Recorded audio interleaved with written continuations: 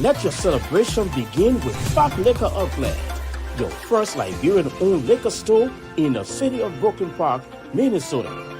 We have everything that you need to set that special occasion or bride. For your next party or great get-together with friends, visit Park Liquor Outlet. We have great selection of beer, wine, gin, and many more at affordable prices. Our customer service will make you always want to come back. We are open Monday to Saturday, 9 a.m. to 10 p.m. and Sunday, 9 a.m. until 6.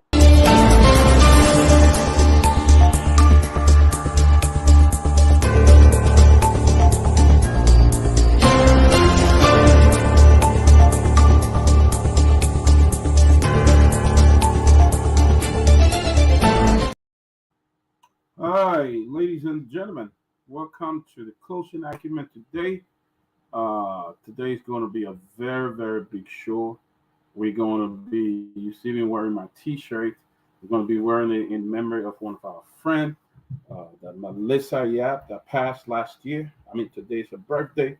So we're going to be wearing in memory of her today. So I'm wearing a t-shirt. But we'd like to welcome you, ladies and gentlemen. We're looking forward to a very fabulous and interesting program today. There's a lot of news going on around. A lot of news. So we are going to bring it to you today. The Sarah Beslow Yenti confirmation. Man, it was an action-packed today. So we'd like to welcome you, my brothers and sisters, to the Closing Argument. Let me take some time and just recognize some names quickly, if I can do it before we start the show, because you guys make the show. Without you, we're not going to have a show. So we want to make sure that we recognize all of you guys, because it's because of you that we are here, and you are giving us the support by joining in. So let me ask you to just go ahead, click share the show, click the share button, just share it so folks can view it. I know if folks go to Closing Argument Live, they will also see this, see us. They will also on YouTube. So just click and share. But let me recognize some of you guys that are watching today. We got for, I hope I'm pronouncing it, Sia Pewe. I hope you guys got it there. Samaria Pratt is also watching. She said, "I'm the first to take a seat. Welcome, girl. Good to see you." Asata Dawson, Miss Dawson, I believe we saw you the other day. I'm not sure we did see the other day, Miss Dawson, watching from Maryland. Good to see you, Asata. Good to see you. And then we got Alvin D. Charles. We are following all the way from Minnesota. Welcome, my brother. Welcome. Veronica Weather. Welcome, Miss Weather. Veronica. It's so good to see you. So good to see you. Joseph M. Jackson. It's a hell of my family. Welcome, my brother Joseph. It's good to see you as well. Yomitro Kringa is watching as well. Brother Kringa, good to see you. Brother Charles Brown. Say good afternoon, folks. Good to see you, Charles. Good to see you, Charles. Better Stewart. It's Bertha Stewart. Good to see you. Good to see you. Joseph M. Jackson watching from California, U.S. He said, "Hi, Keff Hassan. Keff will be on shortly," and the rest of the guy. Hey, Bertha, what's up? Dear sister Winifred Smith. Welcome, Winifred. Good to see you. Good to see you. Andrew Cully, watching from Dupo Road, Zubatan. Hey, bro. Good to see you, Andrew. Godwin Cooper, watching from Germany. Hey, man, I'm coming there in July for the July 26th. I'll be in Germany, so hope to see you, my friend. Kanu Manu Sani, Sama Follett. Okay, Mr. Follett. Good to see you. I hope. Sorry if I'm not pronouncing your name right. Forgive me. It's not intentional. Watching from Penze, Andy Robert. Watching from Istanbul, Turkey. Oh, bro. Good to see you. Aliyu Kamar. Good to see you, Aliyu. Good to see you. Micah Godwin Johnson from Penze, and I want to only James Coyote. James Coyote. It is so good to see everybody, folks. Yes, good to see you. Miss Kringa, I'm so sorry. Yemichek, I'm so sorry. Miss Kringa, but it's good to see you, Miss Kringa. And New Nah, that bad. Ellen Vincent. Good to see you. Ella Vincent. Good to see you, dear. Peter Scott Diakba. Dapa. Uh, Yogurtown River says, "Ooh, I believe I drove over there before. I drove through Yogurtown, going into Sesto City. I hope I'm right. I was doing some project there in Sesto City a couple of years ago. I think we built a hand pump there, and I was in Sesto City. But bro, thank you for all the way Sesto City, man. That's a great, great. And I want to thank all of you for watching the show, bro. Look, you guys make our show. You guys make our day. You know, Josiah Masale, watching from Painesville District Number 5. You know, look, y'all make the day. With all you guys, we can have a closing argument. You guys are the one that make it happen. Ja James, hello, Ja James. But let me welcome St. Tomalin George on Monday. Celia Sony, watching from Tuckerburg City. Mayor Fagon, yeah. Oh, wow, Mayor Fagon. Fagon's a mayor now, bro. I hope he get that mayor job, man. You're trying to give it to Fagon. I hope he gets it. Edmund Wilson Sr. Hey, brother. Good to see you. Good to see you. Good to see you. Everybody, man. Tomalin, welcome, my brother. Welcome to the Closing Argument today. Yes, welcome. It's good to be on the show today. And today, for some of us, it's a solemn day for us. Today should have been our little sister, our friend, one of our ardent follower, Melissa Yap. Today would have been her 21st birthday. We lost Melissa. I was talking to her mom. Her mom is telling me that Melissa waited for this day. She was looking forward to her 21st birthday. She really had prayed. She was willing to be alive for her 21st birthday. And she was really looking. She talked about her 21st birthday a lot. And as we all know, we lost Melissa last year. And today, her mother, Miss Lisa Greaves, her aunt, Pam Taylor, Pam Belcher Taylor, uh, her aunt, Mrs. Gibson, Imadi Gibson, her brothers, and all her family members are all having this solemn day today on thinking about her. Peabody is good. You wore her T-shirt. I couldn't even find my own Melissa T-shirt. You know, we went to see Melissa prior to her passing the year before. We spent a whole day with her in Virginia, and Melissa, one of our favorites. She loved our show, and she from Spoon. We were at Spoon. She started from Spoon. Then we came to Closing Argument. She was always with us.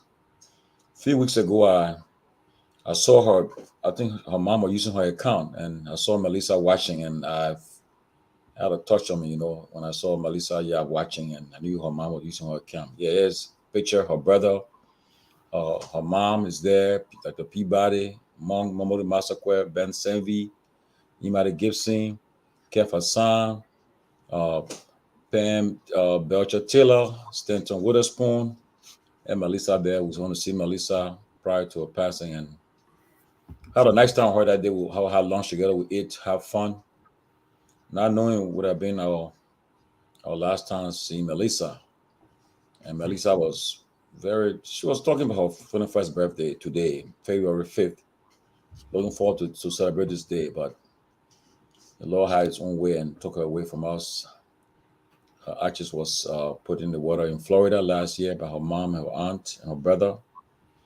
So today we say, Melissa Greaves, I know how you feel today. You are down. Just your aunt, Pam Belcher Taylor, Imadi Gibson, and all those, her brother, all her entire family. The Closing Argument. When the guys come, we'll all talk about her. A few minutes about Melissa. I want to say happy heavenly birthday, Melissa. And I know you're looking down on us today and thinking about your Closing Argument crew. But we say our thoughts and prayers with your parents and all your family members. And we pray that soul continue to rest in peace. Dr. Peabody, what's your thoughts about Melissa? Well, you know, when you see Melissa, you know that she's a darling. She's a darling when you see her. Not only she's smart, intelligent, and loving, but Melissa has a way to connect with people. She has a way that when she connects with you, it's as if she has known you for 2 or 3 years, or you know her for a very long time. She's a very, very humorous person. She loves people. She's involved, smart. She reads, and she does her homework before she meets you. And the opportunity we have to share with her was just priceless. She was loving. I mean, we saw her, and I remember just seeing her and like, Melissa is not going to die anytime soon, because she had so much courage. She had so much hope. Her spirit was just so strong. I mean, she was just out there in spite of everything she was going through. She was happy, loving, connecting, talking, and midlife happened. And we are just so, we miss her. We had the opportunity last year to share at her homegoing, and just a wonderful service. And I know what the parents are going through today, but we in the religious word, in the Christian word, we said that she's in heaven, she's resting, and when one dies, they will go to heaven and be with the Lord, So I believe that she's resting, and we have this old song that we sang a long time ago. Soon and very soon we're going to meet the King, and then part of the song go on to say, "No more sickness there, no more dying there, and no more pain will be there."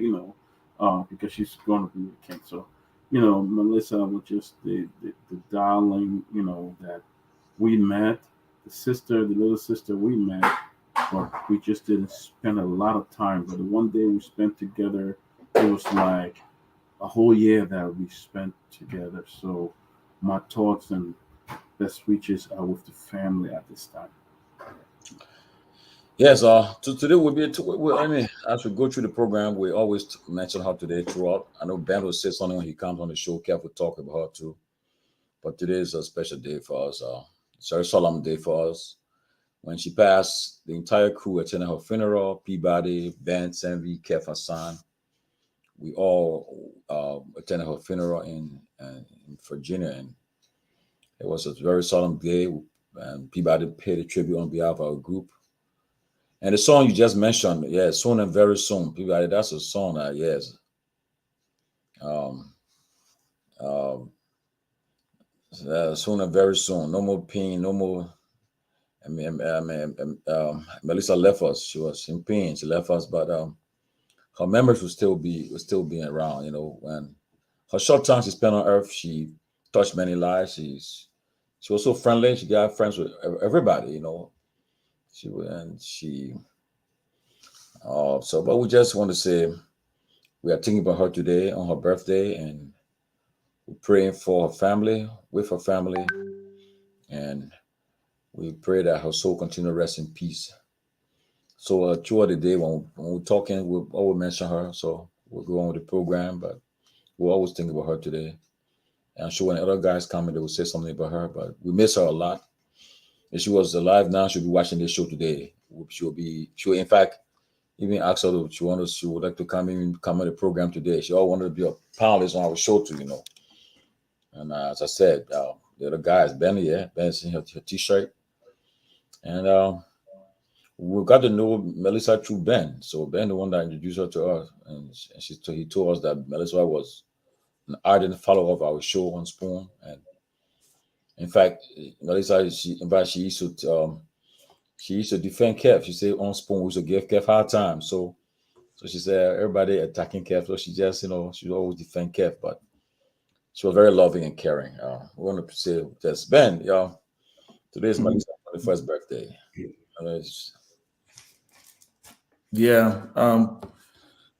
Yes. Thank you, and it's a great day. I think like you rightly said, Melissa is, she's, it's tough, right? But it's one of those things where you want to be grateful for the life that she lived. Though you're very, very young, and she, left us very, very young. I mean, she was a young lady with so much potential. One thing I know is that she was a fighter, right? There were so many days and times where she was supposed, it was almost like she was supposed to, she was supposed to have given up. Doctors will give a specific prescription, they will give a specific timeline, and then she was always beating the odds. And so one of the things that I am grateful for about her was the spirit that she had, Tony, right? She was a fighter. She never wanted anyone to pity her. She never wanted anybody to tell her she couldn't do something or she couldn't accomplish something or that the cancer was winning. She was always in the spirit of conquering this. She always knew that no matter, and I think even with her being gone, right? It's a testament to the spirit that she had, the fighting spirit that she had, and I'm just grateful that I knew her. We were a family. I'm grateful that we came across her. We all crossed paths with her. She and her, her Spoon Talk. When we were on there, I think you guys showed the picture. I mean, just a strong-willed young woman who knew what she wanted, who, just like I said, unfortunately, her life got cut very, very short. And I am grateful for her parents. Her mom, Lisa, is someone who is a strong believer also and took care of her, right? Her dad, Mr. Yap, her sisters, I think her brothers, I mean, just her whole family, right? She brought a lot of light and life to her family. My only thing now is, her legacy living on. And I think that's what her parents are continuing to do, giving awareness to this, to this cancer. She had a rare form of cancer, right? And so at the end of the day, that's one of the reasons why we are grateful today. But Melly, we know you're watching. She and her closing argument in politics, right? I think you rightly said it, right, Dominic? She said she was going to be our one of our panelists. So we know she's watching, and she know. I don't think Melissa will want us to even. This is not a sad day. That's not the kind of person she is, right? So I think today is more of a celebration of her life, and that's the reason why we're wearing the T-shirt, and we're gonna just continue to make that commitment in her memory to helping others out there, being of service to each other. But Melly, we miss you. Thank you for all of what you did to touch our lives. You made us better. And and my love goes out to Sis Lisa and Mr. Yap and the rest of the family. I know today is probably a difficult day, but know that Melissa is very proud of all of you and her service. Peabody, I mean, was such a beautiful service. In fact, Peabody spoke on behalf of us at that service. We couldn't even collect our words, but Peabody spoke on behalf of us. You know how to handle this kind of Yeah. Peabody gave a very moving speech moving tribute. for us that day. And I'm sure she was smiling. So Melly, we love you, we miss you, and we're here. We're holding the fort. The election just ended. I know she was probably going to be, but we keep it going. We keep it going. Yeah, but for in memory of Melissa, all four of us will co-host the show today. We all will be co-hosting the show, not one person. So all will be on the co-hosting the show today for Melissa. Yeah, all of us, see all of us co-hosting the show. So we all want to play our part today on this show. So let's get it going, man. We keep Melissa in our thoughts and prayers while in our memory while the show is on. But all of us who co-host the show, guys, and so let us get it going. Today is day 14 of President Boyga's presidency, and we'll see what's happening in the country. He making his appointments, his nomination today.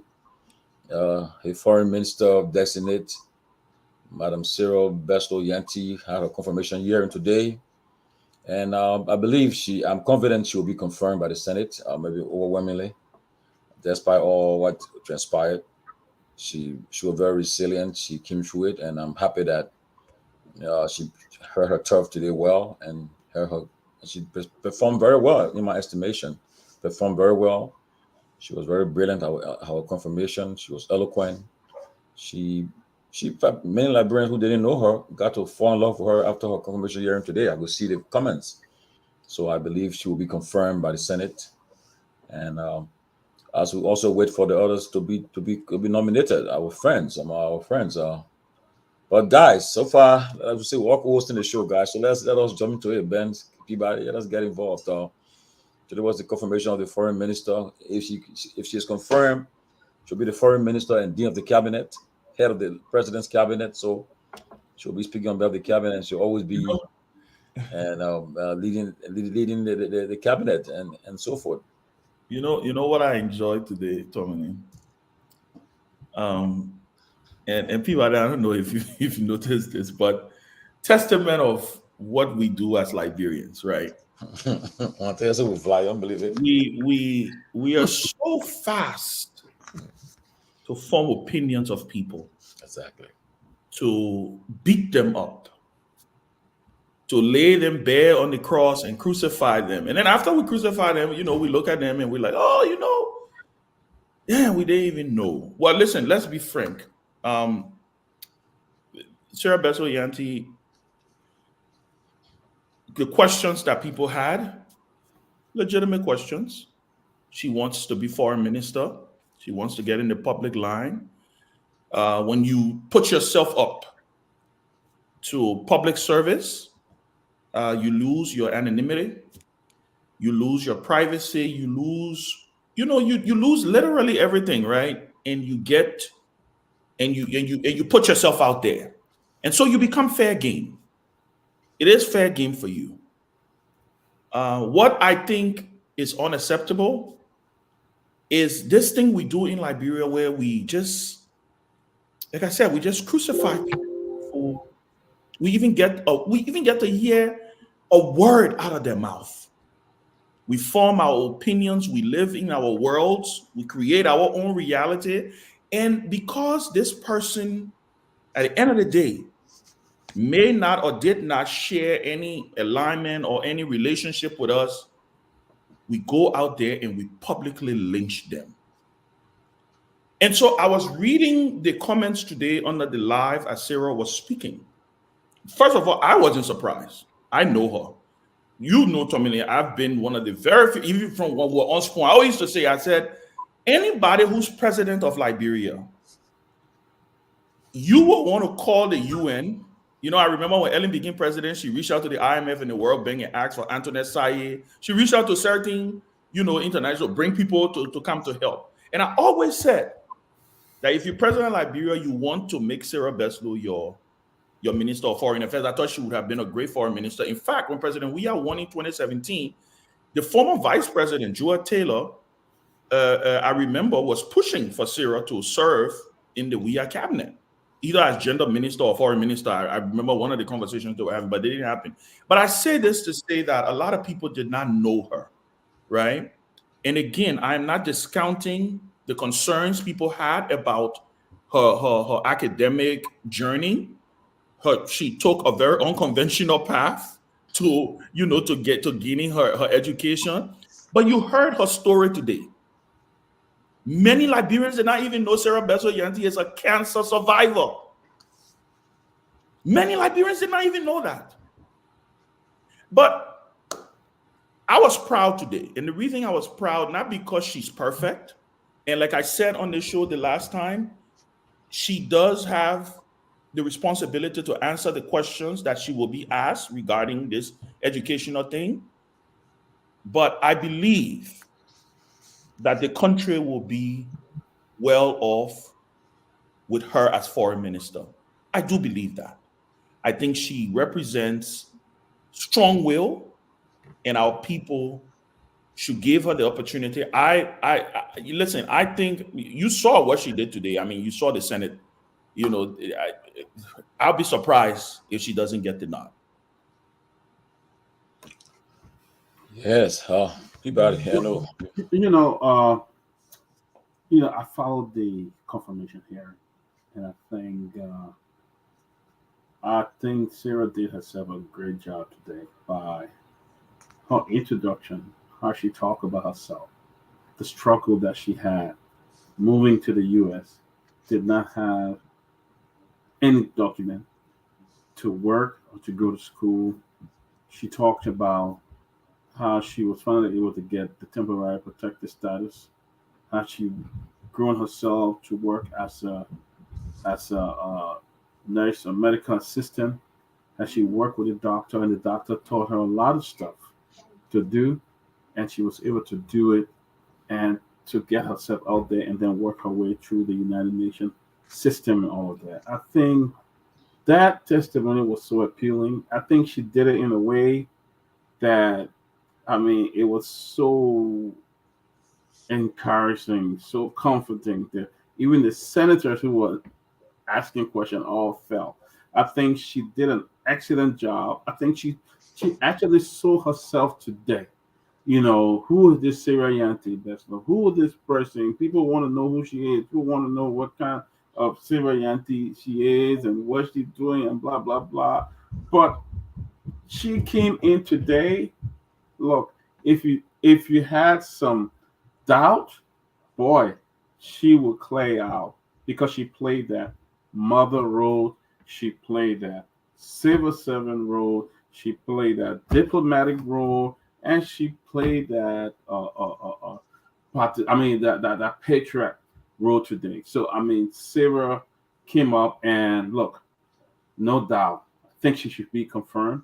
I think she's an excellent candidate for the job. I think she would do Liberia very well. I think she deserved it, and I think it was great. I mean, it was just great on her part. No comment. She was just great today. Yeah.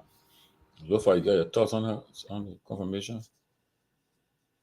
Yeah. I mean, good evening, guys. Great to be on here again today. Yeah, I followed the confirmation, and just like we just like we often say on here, um, we were cautioning people to wait and hear for themselves. The concern about her, academic credentials, it's not a bad thing that people were concerned about that if they had concerns about it. But again, instead of, just trying to downplay her because, like Ben rightfully said, because of political alignment or anything of that nature, I don't think it was right. But today, her hearing, I'm pretty sure a lot of Liberians who were in doubt today will rethink it, okay, and they will have a second opinion. If not, then I don't know where we are headed to because I think it was a great, output from her, telling her story, and the experience that she brought to, or that she brought along. But what really got my attention is a statement that she made. She said, I'm not coming to this job because I want money. She said, I want to serve. Okay. If someone is willing to take almost 300,000 or some more, okay, uh, cut, then that tells you the level of sacrifice that she's looking to make. And being who she is, that actually got to me, and especially having to have heard her mention that again, she's a cancer survivor, but she was very resilient, and that tells me that it's a whole lot. At the same time, we are not sitting here to say people should not be concerned about people's academic credentials, or we should support people who are, in the act of being fraudulent with their academic credential. But I think, from all indication, everything I heard, she did nothing wrong, and I'm glad that they consider her, and I hope that she be confirmed. Yes, like Ben said, like, I mean, for me, I think I've known Sarah the longest than everybody. I know her very well from the Firestone era, and uh, she was one of the head of the National AIDS Control Program in Liberia. After the war, she headed the AIDS program in Liberia, the Ministry of Health. Hmm. She came to the States to go and join the UN service. So she's someone who I like. Ben, who started to when she started excelling in the ranks and file of the UN system, who always used to say that she will make a very good foreign minister of our country any day, one of these days. And my late dad always say, whatever for you in this life, you will see it before you leave this world. So I believe that it was a matter of time. Her day was coming, her moment was coming, and I thank the President Boyka in his wisdom for appointing her to be his first foreign minister to help us carry his foreign policy agenda.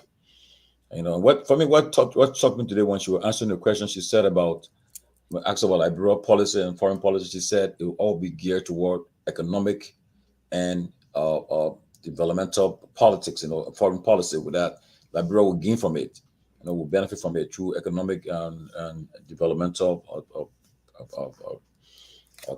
context. So that's what she was mainly pushing for. She'll be pushing for. So we wish her the best.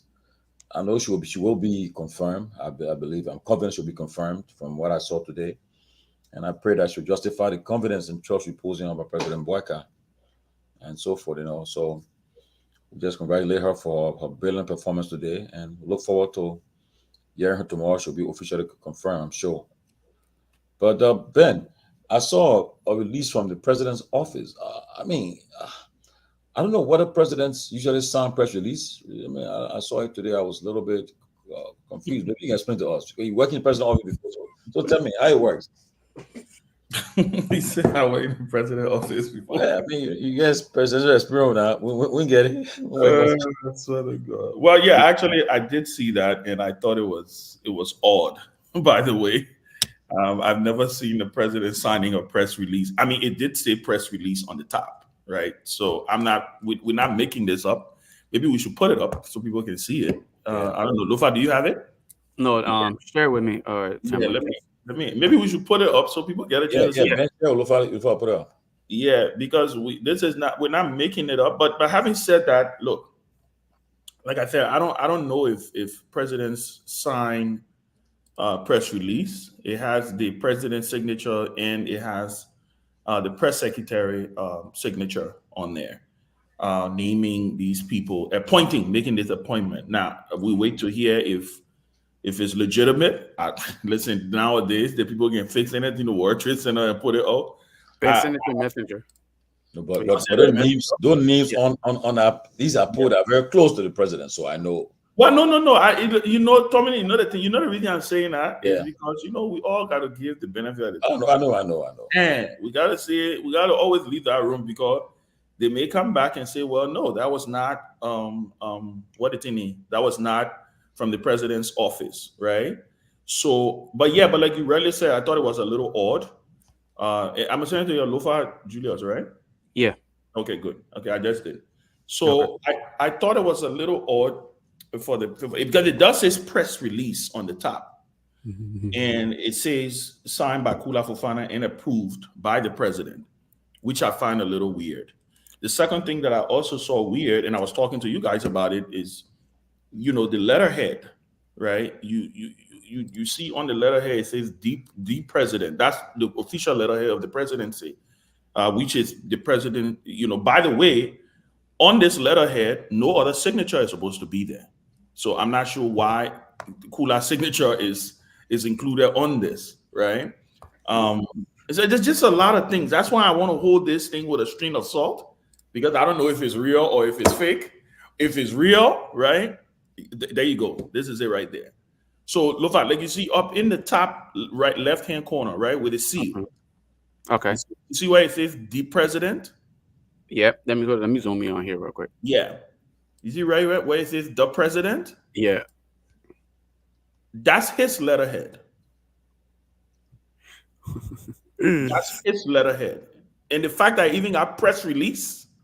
Right there. That's why I say I'm waiting to get some clarity. I don't know.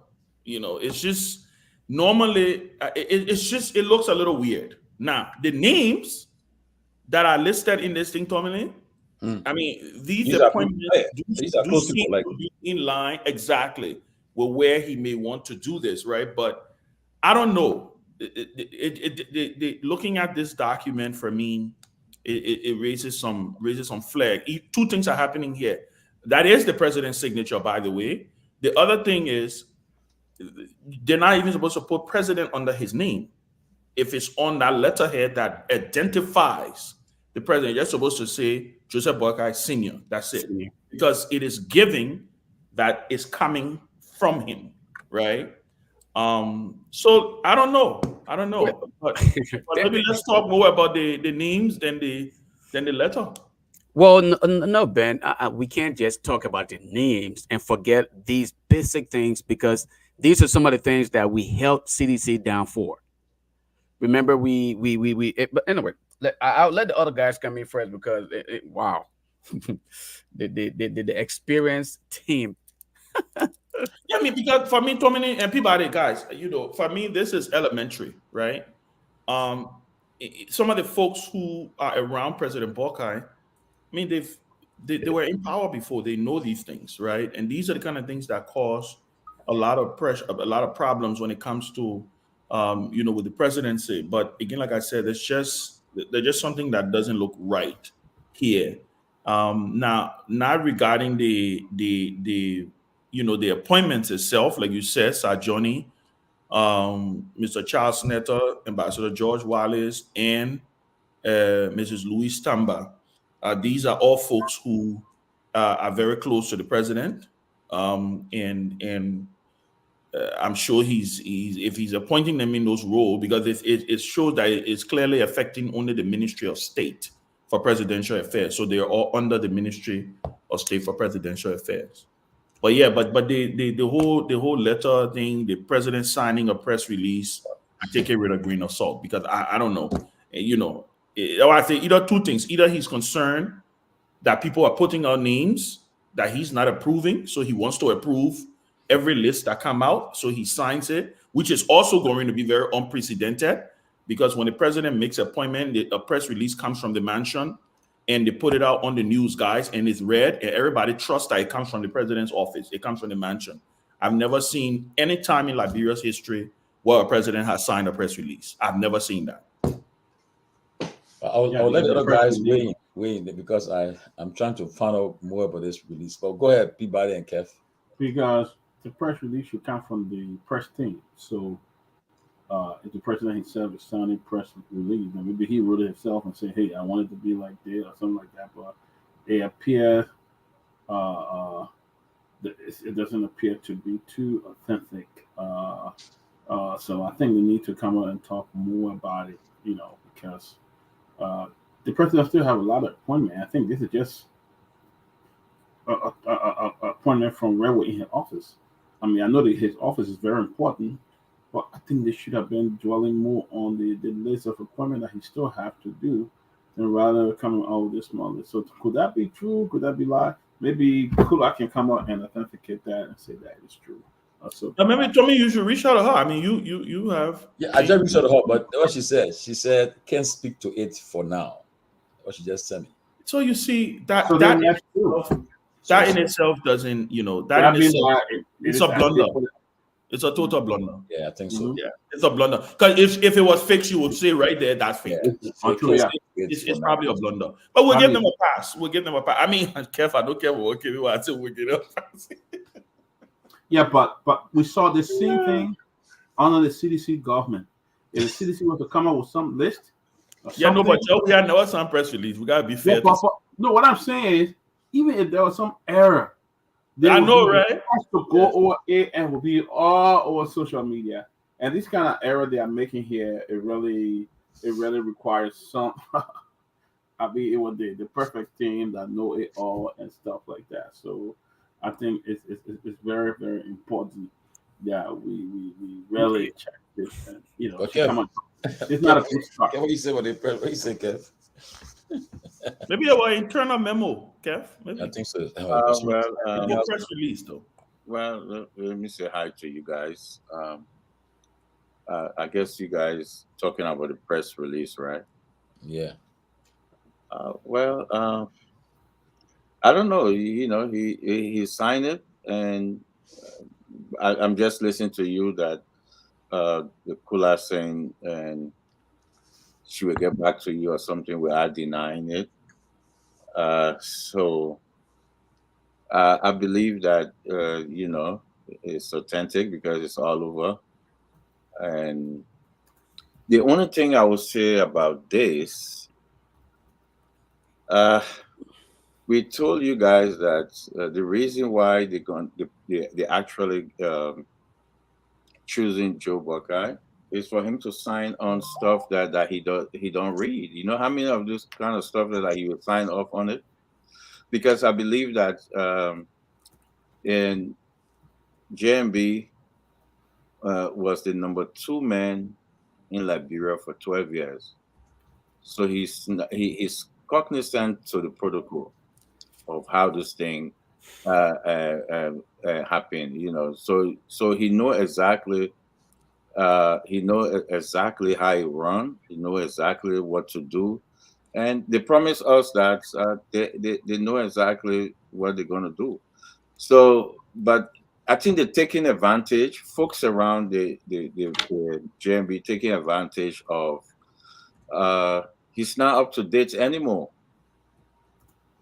Because if JMB that spent 12 years as a VP know all those stuff, but I think they taking advantage of his because it's not up to date. So they're gonna just run rings around him, and more of this stuff will come out. And that's all I can say about this stuff. But I don't think anybody should say, "Oh man, maybe it's a mistake or this." No, it's not a mistake. Kula very smart. She's very intelligent. They promise us the best of the best. By the way, his the guys around him being power for years. They are seasoned guys. They're not today guys. Well seasoned. So it's not a mistake. I think folks are taking the advantage because JMB is not up to date anymore. Well, let's welcome the former Surgeon of Grand Bassa County, the Honorable John J. Backbear is watching from the post of Buchanan. Welcome, Surgeon of Backbear. Good to see you. How's our Buchanan City? Well, it's good to see the former Superintendent watching the show. Professor Kennedy, welcome. You saw the press release that came out from the president's office today. I don't know what word to use. Whether it's the press secretary says she will get back to me on it because we can't speak to it right now. Yeah, so let's zoom in. Oh yeah, so we can see the full body. Did I hear Keff correctly that he said the president doesn't read? I said yeah, he's not up to date anymore, so he don't look. What do you mean he's not up to date? Can you explain what you mean? Yeah, what do you mean when he's not up to date? For a man who served for 12 years as a vice president, so he know everything. He know, and beside that, his surrounding are people who spend years. So if I'm doing a process of elimination here, I would say, hey, look, and a JMB, or he cognizant to what happening in the past 12 years. He had that sense. He knew exactly number 2 man. He's the last man. We will say yes. So when you check all the boxes that JMB been there, he been in government for 50-something years, he know all those things. The only logical reason I can come up to this error is because he's not up to date anymore. Because he's a smart man. A smart man will not let it slide. He's very intelligent. He's a hands-on man. So when you look at these things, you will say, listen, guys, we all had very educated grandfathers. But you could tell that your grandfather is sleeping. You could tell, everybody could tell that they're not up to date anymore, and that's what's happening. It's not a bad thing. People don't like to say the truth. The truth. Listen, when Donald Trump called Nikki Haley, Nancy Pelosi, people say he's slipping. He's slipping, and that's very consistent with aging. It's not a bad thing. So he's not up to date anymore. So you're going to be seeing most of this stuff. JB is not it's a well intelligent man. We'll give it. Let politics aside. He's well intelligent. He's smart. He's been around. So when you see stuff like that and he's signing it, tells me he's not up to date. That's what I meant, Larry. Okay, that's fair. That's fair. Yeah, you sharing your opinion, which is good. I'm sure the Unity Party with people will fully disagree with you, but all is well. So in fact, Ben, wear your glasses. Everybody here wearing glasses, my man. I know, right? That is true. That is true. Ben got good eyes. Oh, yeah, got eye problem. Ben got It's one of our closing argument. Ben got good eyes. So, but by the way, let me recognize the senator of Monserrate County. He's watching the show. Side Joseph. Holly Joseph also watching. Honorable Sir Holly Joseph. Welcome, Honorable. Welcome. One of the most powerful senators in the Liberian Senate. Yeah. He won the highest vote in Liberian history.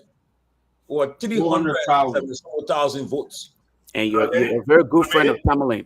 Nobody have ever won that amount of vote before. How many votes did he get? 400,000. Broke record. Well, there's only 300,000 registered voters, right? Yes. More than that. Yeah, more than that. Monserrate. So, well, today was an interesting day, Doc. It was a very interesting day. I'm glad the foreign minister nominee Sarah got out there and made her case, which was good. Put a lot of questions to bed right away.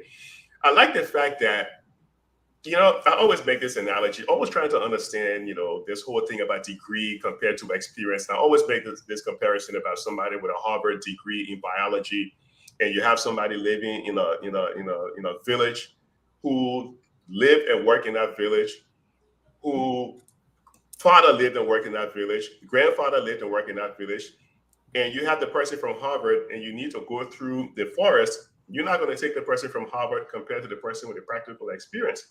I like the fact that she said, look, she had all of this experience and she decided to go back to school to get a degree, because we know over here in the States, people don't like to focus on degree, even though you have the practical experience.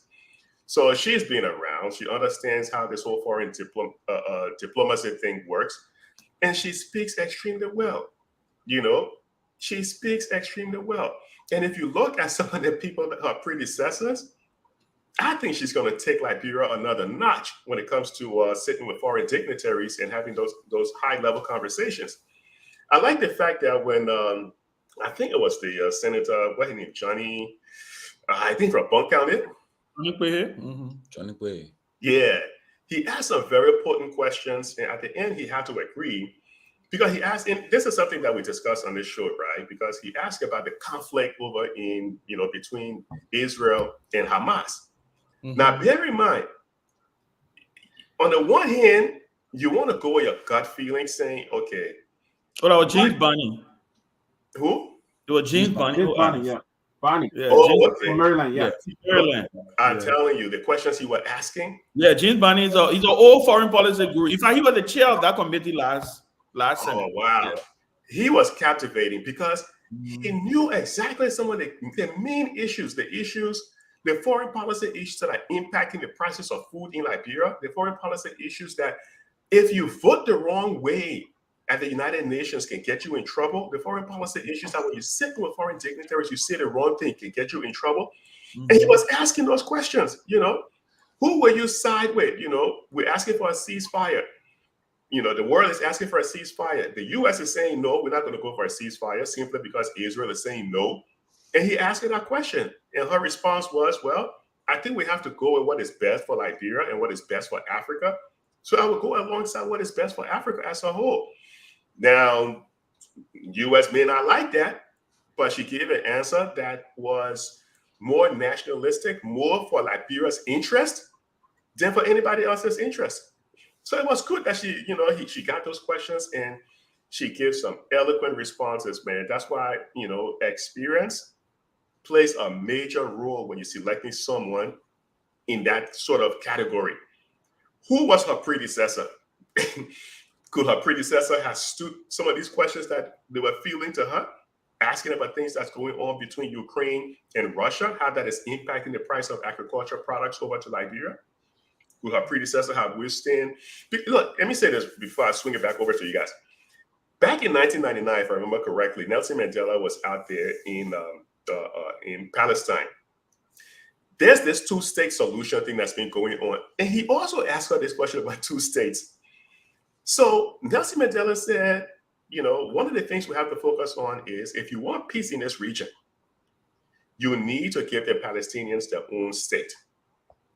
You have to give the Palestinians their own state. Remember that Israel was formed back in 1949 at the end of the Second World War.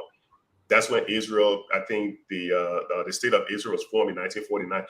And since then, Israel has been in serious conflict with all of the countries in our region, Egypt, Syria, Lebanon. All of those countries in our region have been in. But this woman understood foreign policy, and she was answering it. I don't know how many people understood it like that, but I'm telling you, man, put her in that position. She surrounded herself with some very good, competent people, and she will not embarrass Liberia, and she will be able to drive foreign direct investments to Liberia. That's what I give her credit for, man. She speaks extremely well, highly, highly professional, and she has that experience to back it. So, anybody who voted against her would be an absolute lunatic. So I can say that right now. Yes, I mean, like I said, Sarah held her turf today, and look, and one thing she kept pushing when they tried to bring her to get involved in the politics of the international politics with America and China and Russia, she always say Liberia focus will be on economic and developmental benefits for Liberia. I mean, if anything, Liberia engaging her foreign partners, she'll be involved about what benefit Liberia will get from it, like for Liberia economic and survival, and so forth. And I think that's Liberia is a small country, like Ben was saying. He said, look, we don't really, our foreign policy. It's not like America, other big countries like Nigeria, other countries. Then right now, Liberia gotta be careful. You can't put your mouth in the issue with what happened in Gaza. Yep. You gotta keep it, because just play alone. And one thing I learned, I won't call his name, but foreign diplomat told me and my colleagues that when there's a vote, that vote is controversial. The best thing to do, don't show up. Abstain. Yep. Don't show up. Don't show up. Now, at least you won't be in no position to say, well, because if you show up, you have to vote. Either you abstain or you vote yes or no. So sometimes these big countries do quote the court the smaller countries, right? Yeah. So you will find, even if you may want to abstain, right, the U.S. will reach out to Linda Thomas Greenfield, who is the ambassador there, right, will reach out to the Liberian ambassador, the Liberian permanent representative, right, and literally seek Monrovia support on this issue. We want Liberia support on this issue. That person will then have to reach out to Monrovia to get its blessing, right? To say, hey, we've been approached by the U.S. They really need our support. They need us to stand with us on this issue. Like you talked about James Bonney, Professor Kennedy, which is a fact. James Bonney is well versed. I mean, he's a foreign policy wonk in the Senate there. He chaired both in the House, and when he came to the Senate, both Foreign Relations Committee, he did chair both of them. And one of the things that he highlighted, which was a fact, was what we suffered over the last 6 years. Because we are foreign policy towards the UN or towards everything West was America. Right? President Weah even said it in his State of the Nation address. One of his State of the Nation address. Tom, you remember when he said, if you America enemy, you our enemy, right? I mean, he was very, very, very vocal and bold in his government stance. The question, though, is what did he benefit? Did he really benefit? Did the country really benefit from that stance? Sanctions, no MCC No compact. sanctions, no MCC. So there's so I think when you listen to what Sarah was doing today, right? I think it's almost like she's learning. I mean, she was trying to seek from the pages of history to say, we listen, America's our traditional ally. That's never gonna change, right? Whoever's president of Liberia it's in their interest to have excellent relationship with Washington. Yeah. But maybe we need to go back to the Sirleaf years. Maybe we need to go back to the way President Sirleaf conducted her foreign policy when it came to both to both East and West. Kind of because President Sirleaf kind of took the Totman route, right? Where, the U.S. is our traditional ally. We do what they want, but also we extend that hand of friendship to the Chinese. You heard him earlier when he stated clearly that because we voted to condemn China's human rights record at the United Nations, we lost the overhead bridge. Yep. We lost the road that was There are supposed to consequences to these things. Yeah. We lost the road that was supposed to connect 12th Street to, there was a road. It was a whole big thing. They got all the things done, the rendition. In fact, they have paid the people that overhead bridge were being to the ministerial complex. They have paid the people off everything. Oh, yeah. But the Chinese went cold on it. Now, the question though, guys, is, so somebody would say, okay, well, we voted in favor of America because America wanted us to vote on that. They wanted us to condemn China. So could they have maybe provided us the money to do our bridge? Since China didn't do it, So that's kind of like the catch-22 situation countries like Liberia find herself in, right? And that's why some of these other leaders tend to, like Tomalin said, to kind of know how to leverage it. And I think that is going to be one of the most challenging things of the boycott administration. How to because it gets worse. They already did the first blunder when they seated Linda Thomas Greenfield and the Chinese communist leader next to each other on the stage of the inauguration, which was an odd scene. You could see Linda Thomas Greenfield did not want to be there. Uncomfortable. Yeah. But I thought it was. Ben, let me ask you something real quick. Remember one time Nikki Haley as U.S. ambassador to the United Nations? I don't know what the vote was, but she got up and she said they were taking names. Remember, I think the people voted against the U.S. on some resolution, and then Nikki Haley made a statement and said, "Okay, we're taking." I remember that. Remember that, Doc? She said, we're taking notes. Yeah. And Liberia was called out. I think it was Togo and another country in West Africa that voted, and the rights voted again, and they said they were going to face the consequences of that. And that was Donald Trump foreign policy that time. Donald Trump won't joke. He tell you straight, you vote for me, I'll deal with you. Yeah. Oh, let me say this before I actually forget. That is so important you mentioned Donald Trump because more than likely he may get elected in America. But let me say this. I think there was a question about visas. Someone asked a question that other countries can get 5-year visa or so. Yeah. Okay. Remember now, Donald Trump had a policy that said people who are overstaying their visas in the U.S., and he listed several countries, and Liberia was one of those countries. Liberia listed, yeah. It was Liberia, Sierra Leone, and he passed some executive order and nailed them as to why we couldn't, get a visa and stuff. So these things are kind of touchy. And this lady said one thing that she didn't have an answer to something, and because the question was being phrased to her, she said, "Well, I didn't really have an answer to that, but the way how you're phrasing it, I would think about it." Oh, and incorporate it in my plan. Exactly. Yeah. My man, you can find out one day in the school books. Yeah. Yeah. No, but I think she was well prepared. She knew her stuff, and she didn't speak like somebody who was stranger when it comes to foreign services. I mean, she spoke as if she had control of every aspect internationally, and you name it. Look, she knew it. She knew about the sub-region, the importance of bringing back the Mana River Union and all of that, and gaining and Ivory Coast, the development that Ivory Coast had made, what Liberia can learn from Ivory Coast. I think she was just excellent, man. She was excellent. My only fear is that, look, like our system of governance, I'll be honest with you, is very corrupt. So when you're trying to do the best for your country, sometimes it depends on whether you have the support. And I pray the president will give her the support and the legislature get the support that she needs to do her best. Because in the system, even the passport issue, I heard one of the guys, what he named, he got a security firm in Liberia, man. What Oh, he name? Cyrus, Mamo Cyrus. Cyrus. He said when he was controlling the border at one time, he arrested over 200 persons with our diplomatic passport. Mhm. And and that one of the issues. And then the minute she tried to do these reforms, she will meet come across resistance. People will start resisting her, fighting her, and then I said she needed support because I mean, you guys, we met Minister Kamenya. He told us the challenges he was facing when he was at the Ministry of Foreign Affairs.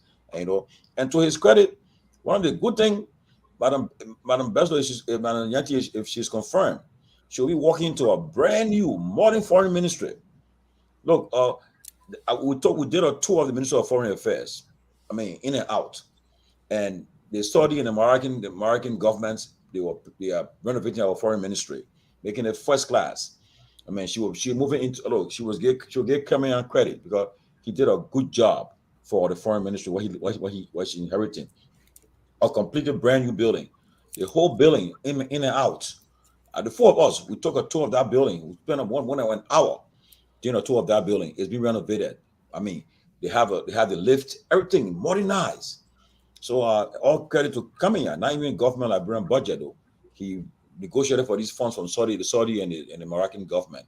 So and that'll be a good thing. And then he also received brand new 14 SUVs for the foreign ministry that he turned over to the new government. That was good too. So she's inheriting a ministry where she going into a brand new Ministry of Foreign Affairs and have cars for people. So that'll be and I agree with you, Tom, and I agree with you 100%. I think Kimaya did extremely well when it came to, and one of the challenges I think the whole CDC government had was information dissemination, right? Not getting the right information out there. I remember when we told the ministry, it was one of the things that we talked about with him, and we said, but why the country don't know this? Why people don't know what you guys have done here? Because like you said, it is state of the art. They have done well. They brought in all these. I mean, it's because guess what? It's the Ministry of Foreign Affairs. It's the Ministry of Foreign Affairs.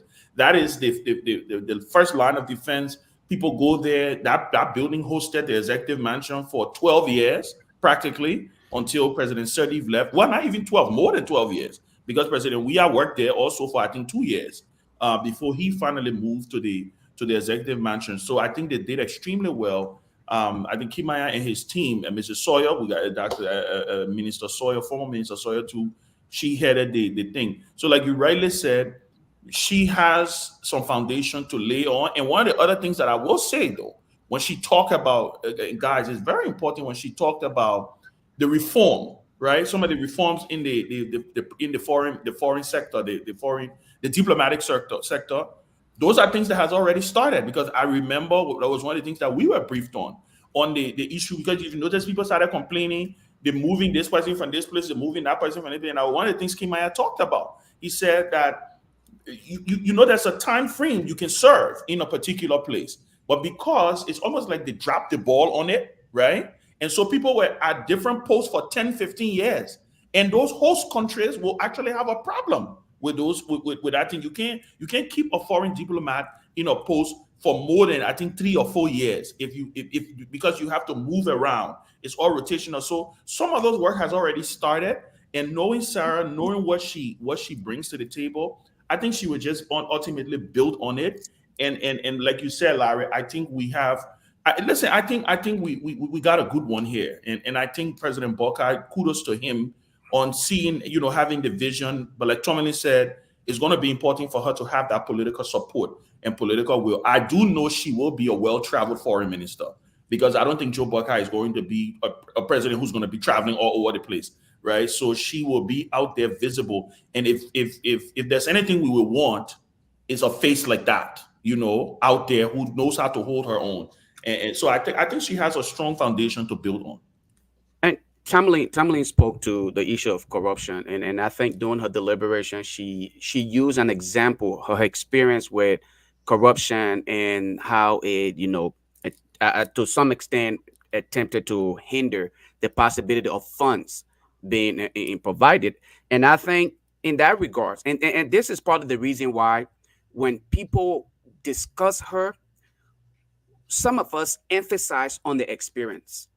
We emphasize on why it was important because we did due diligence. We read her profile, okay, and we inquired about this woman, and we were only looking at one little tiny aspect of it and not taking into consideration the extra that comes with everything else that she was talking about. So during her deliberation today, she made it clear.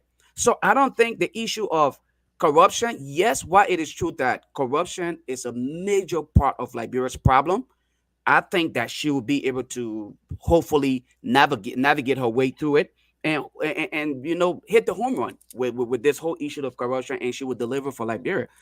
I never one day doubted her when it comes to what she could do, because again the profile spoke for itself and her experience. Uh, Again, here we are celebrating now that we heard what she had to say.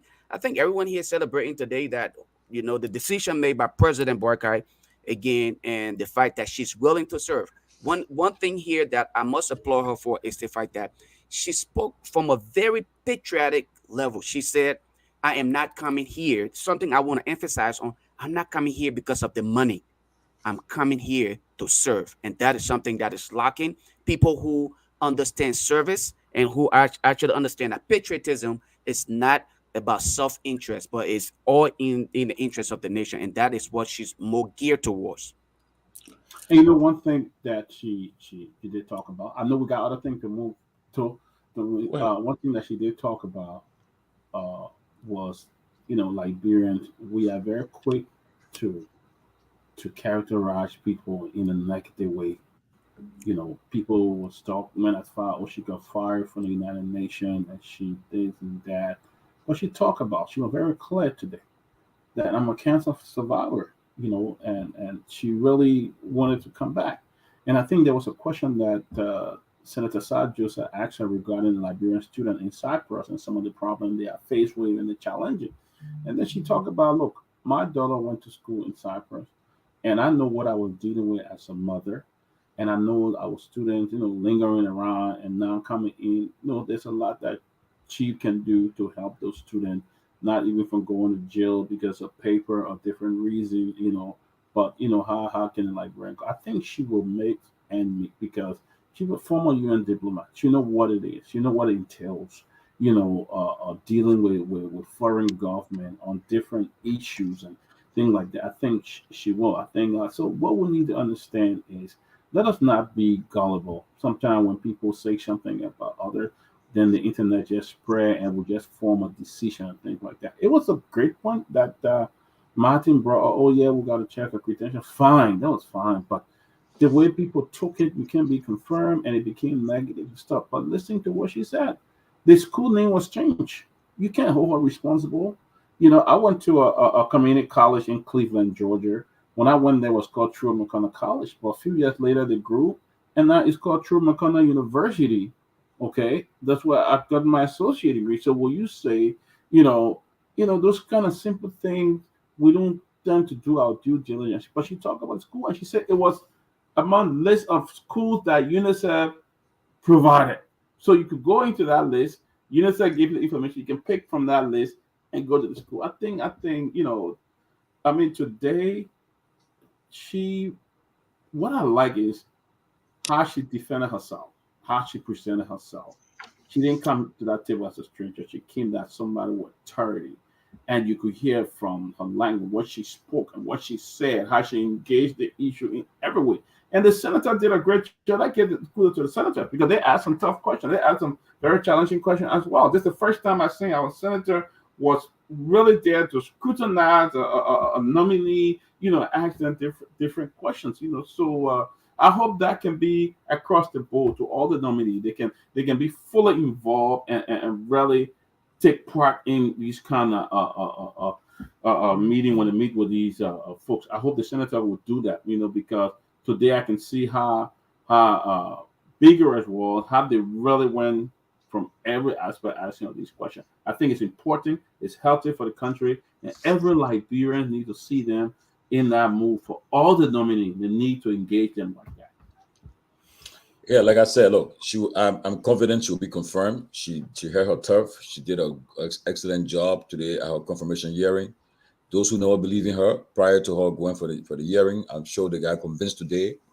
Her eloquence, her level of intelligence, and the way she answered her questions, and her preparedness for the job. So, no doubt, and I believe confidently that she will be confirmed, and she'll be our next foreign minister and dean of the cabinet. So, we look forward to her confirmation by tomorrow. We hear that she'll be confirmed. But let's turn quickly to this to the boycott government. You all know what's been happening in Walhalla. Okay, I want to touch a little bit on that. Okay, yeah, go ahead. Because I was seeing it back. One of the, I think you guys touched on it, that what was she meeting? One thing I would say, when we went to Liberia, we actually, visited different ministry, talked to different ministers, former ministers, and we went to the foreign ministry, and we saw a lot of good thing. Construction were going on, changing the place and all that stuff. So we actually spent at least more than 5 hours in a building, toward the building, went around. We have briefing on issue, how the funding coming in. So Minister Kimia was very thorough in explaining to us. So, Madam, and Sarah Yanti going to meet a old building into a new building. It's a very new building now. Everything in there, we saw it there. Well, matter of fact, I was taking the picture, and I told my guys, I said, I'm taking the picture because just in case if people say that's not true, I have all the pictures in my phone before and after, so I have them on my phone. So, and we took a lot of pictures. We saw the workers. They took us around and everything. So it's one of the legacy of the past government, and the great job that Minister Kimia did in that place. So she's gonna be meeting a very, very good and brand new ministry. So let me touch on this other thing, and Sarah Beslow confirmation. One of the era that I took from there, and I hope Liberians should listen. They asked her the question, her advice to the president about folks who on sanction, and if she advised the president to go ahead and prosecute them, and she answered that she would advise the president to ask for the evidence. To ask for the evidence. A lot of people coming around, oh, just prosecute, just prosecute. She said, I will advise the president to ask for evidence. That's the Liberia you want. That's what you need. Not a kind of a society because they say Larry that this, we just take it. No, we don't need that. So I was impressed with her answer, and the reason I was impressed with her answer because it's stuff that some of us been saying for long. You cannot say something without a due process. And she said, "Look, I will advise the president to ask for the evidence." And the reason number one, a lot of people say, "Oh, they gave Joe, we have the evidence," and no, that's not true. Nothing there. Nothing. So she said, I will ask them for the evidence. If it were that, she would answer differently, because they did all. Remember, they did a turnover note with different places. So if it's that, they will say we have it. But she said, no, let ask.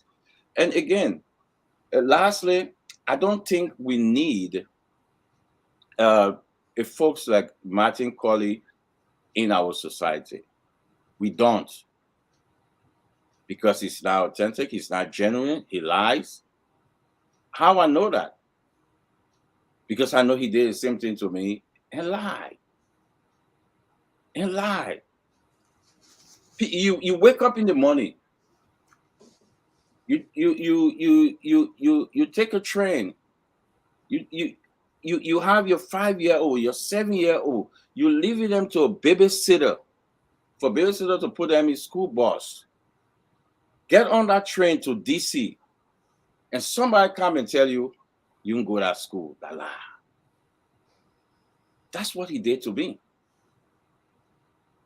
While I taking my 5 and 7-year-old in the money, leaving them to babysit total strangers, and I had to get on train and take the red line, you know, and do that every day. Then he go, and people believe it. We don't need folks like that. We don't need that. I agree. We need folks who will check on people for a degree, for a certificate. I agree, but not Martin Colley who lies. We don't need that. So I'll rest here for now, Mr. Moderator. We don't need him. Chris, welcome, Chris. Thank you, Tomalin. Yeah, but you want to weigh in before we move on to the next to the next stuff? Yeah. I would like to say thank you for having me, and also happy Black History Month to the African and the African Americans.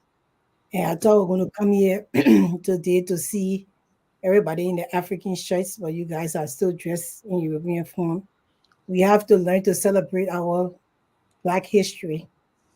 And I would like to encourage you, like, bring people out there, do some activities in your communities, and try to show off your Black history, especially for Liberia, because most of the people don't know our country. They don't know, our history. They don't know our culture. We need to show it off. I was opportune to go to a place to make gravy a few years ago for Black History money. I would pay like $1,200 to make the gravy and also explain about Liberian history. Just in like an hour, 30 minutes, I bring that money. So you try to show off our country, show exhibit our Gravy? You cook gravy? I cook gravy while I was telling you the people about African history. Yeah. Oh wow, that's The great. Liberian history actually. Yeah, and they learn how to cook the gravy and they enjoy the food. They eat it right on the spot. I was showing them everything, how you fry the chicken and you make the onions and everything. And I made money doing that. So I just encouraging our people to go out there, do something in your community for Black History Month. Wear your African attire. I usually wear my African attire to work, but I work from home now. So that's why I usually wear my African attire. And then when I started doing it, the Black Americans at my job, they started wearing the African attire as well. So, do something, show off Liberia. So much of that. I don't feel very good today. I just came on because I wanted to really speak on this particular topic. I was listening to you guys. I heard some, people talking and like they were throwing some shit. So I'm the only person that had something else to say concerning this confirmation. So I said, you know what, I have to come in and speak on that. I was very, very impressed with the order a little bit into this confirmation. And I wasn't so bought on Sarah Yanti's response to the Senate. I think Kev had just spoken on the way she answered the yes and no question, because all the question was like very, very just an elementary kind of question to ask anybody that they would be able to respond to them. And our people are quickly bored because when people speak, very leveled English actually, that they're very outspoken and they are very eloquent. Let me say that. And then we get caught up with that and we're not listening deeply to what have been asked and what have been said. I have no problem with the lady and I wish her the best because I know she's going to be confirmed. You could tell from the answers within the questions within the Senate today that they already resolved to confirm her. This is just all a charade right now with the question and answer. But we know that come tomorrow, they will confirm her because, in fact, there's a newspaper that came out and the president already said that he was not going to withdraw the nominee. And the president of Liberia heals everything. We saw it from We Are Government. Once the president approves you, there is nothing much to be said. So he already said that he will not withdraw that nomination, and he trusts the woman's ability to lead that ministry. And so we know that it's already said and done, and whatsoever they did in the back is done. Martin Cuddy has a lot of enemies because Liberians don't like check and balance. They don't like it at all. And our society has become gullible to these kind of things. And what we are seeing to our children today is that education doesn't matter. You know, you can have the experience like me. I work with the government or the Commonwealth of Pennsylvania for 11 years. So if I go to Liberia now, although I have a college degree, if I go to Liberia now and they put me in that position, once I have that government Commonwealth of Pennsylvania government job, and I have the experience that not even level to the kind of position that they're giving me, they might probably take me to serve in that position. So I think that is wrong. And the reason why I say that Sarah Nyanti, she has very huge experience when it comes to working in other nations with United Nations. But most of her experiences I listen to, I think they should have nominated her for general ministry. That's the kind of relevant experience she has. I don't think any of the experience she has to do with anything when it comes to foreign policy. And she could not even give a straight answer to some of the senators' question. And I trust her expertise in advocacy, but I don't trust when it comes to foreign policy. And this is and that's some of the things I had with her. But one of the things that really struck with me, because you can have all these experiences, maybe you can go on the job and maybe you can learn it. You got some smart people. I think she proved to be one of them. She went to the United Nations. I don't know how she got through, but she did. Now, getting through the United Nations from Africa is easier than when she come to America, she wouldn't have gotten that job. Plain cut blank, period. But anyway, one of the questions that struck me the most was the question from Senator Amara Kone. He said that, did you have time to look at the culture and the politics of the institution? What do you know about the culture of the ministry? And then she started to talk about, she could not speak about the works. She could not speak about it right now until she gets within the ministry. So you want to tell me when you call to a place for hiring, you don't know the criteria of the job before you get there for your interview? It concerns me a whole lot. Because by now, with all the rigmarole all over Liberia concerning this confirmation hearing, you would think that this lady would have done her due diligence to go and actually look into the culture of the ministry and everything else. But she could not even answer that question when she get there. She said that when I get there, within the ministry, I will start to work with the people. So you are going to, on an entry level, you're going to work, you're going to learn on the job. So I was not intrigued at all. And I'm sorry if I offend anybody, but it's just the truth. And people, you know, everybody praising, oh, yeah, she spoke well. Yes, she's a very good, eloquent speaker. But she spoke well to questions that were not even ready. I mean, I expected the senators then to ask this woman very good questions concerning Liberia in full. I wanted her to actually get answers that she would be, what she would do, how. That's the one she couldn't answer. And look at the ABC question that was asked to her. And Keff just said something about that.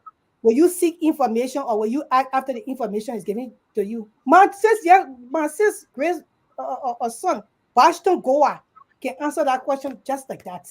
But right in that Senate and gave them even more answers that my son will be able to even go further in answering that question. Not to just say, well, I will wait for the documentation to come. No, you will wait for the documentation to come. You will learn the documentation. What will you do after that? So, you know, I was not impressed. But, you know, I know it's the body politics of the Liberian body politics in the ecosystems. One of the ministers told me that, yeah, you know, you don't understand the body politics of Liberia ecosystem. So I understand that. So, and that's why I came to just say that I wish President Yanti the best. I know she's going to be confirmed tomorrow. It's written all over their faces. I have no problem with Martin Cody, although he did some things that Keff was saying. He came after him and his information was wrong. But at least Keff was able to come here and defend his information that he put out there. The senators never asked her concerning her credentials and why the news out there that why she says some things on the credential that's not true. We got yet to know that. We hope they will answer tomorrow. Academic credential is integrity issue. If you cannot tell us why you put certain things on your credential that were not supposed to be on there, then we have a problem with that. Then it means that you lied to the Senate and you lied on the oath. And that's why I came to just say that's my portion of the whole thing. But I wish her the best, guy, unless she's going to be confirmed. Let her go out there and make like work pride. It's always, you can learn on the job. So she can go and learn the job for another, maybe because Joseph Parker will be there for 6 years. Let's see if she fast to learn in the first 3 years, then she can deliver in the next 3 years. Who knows? But this is my stance on it.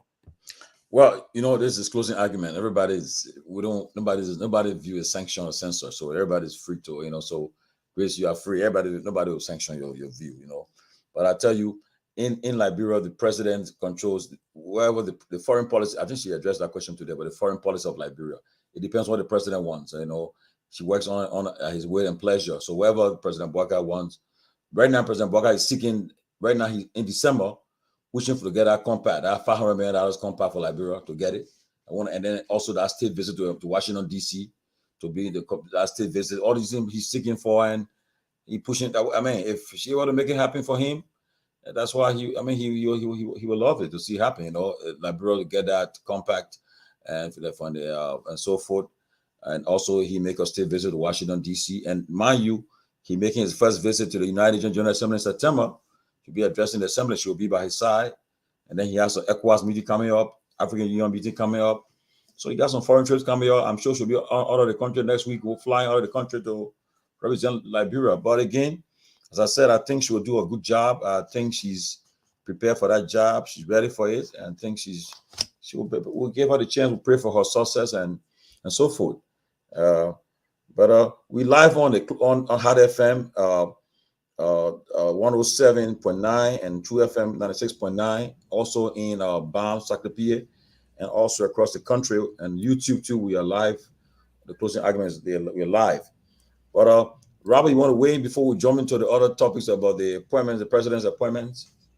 Yeah, great to be on. Great to see you guys. Hope we all had a great weekend. But I did not listen to the full confirmation. I think I got the end of it. And I think for the past few days, we've been talking about the Senate doing its due diligence and asking the tough questions. Look, you and I can sit here all day and question Ms. Yanti's integrity and what is on her resume, what should have been on it, and what is true, what is not true. At the end of the day, the buck stops with the Senate. We have to, and I've consistently said over and over that Tomalin, we put so much focus on who we elect as president, and not much focus on the quality that we have as representatives in both the House and the Senate. In as much as you need a leader who is experienced, who is wise, and who understands, who has a vision, and who understands all of the above qualities, right?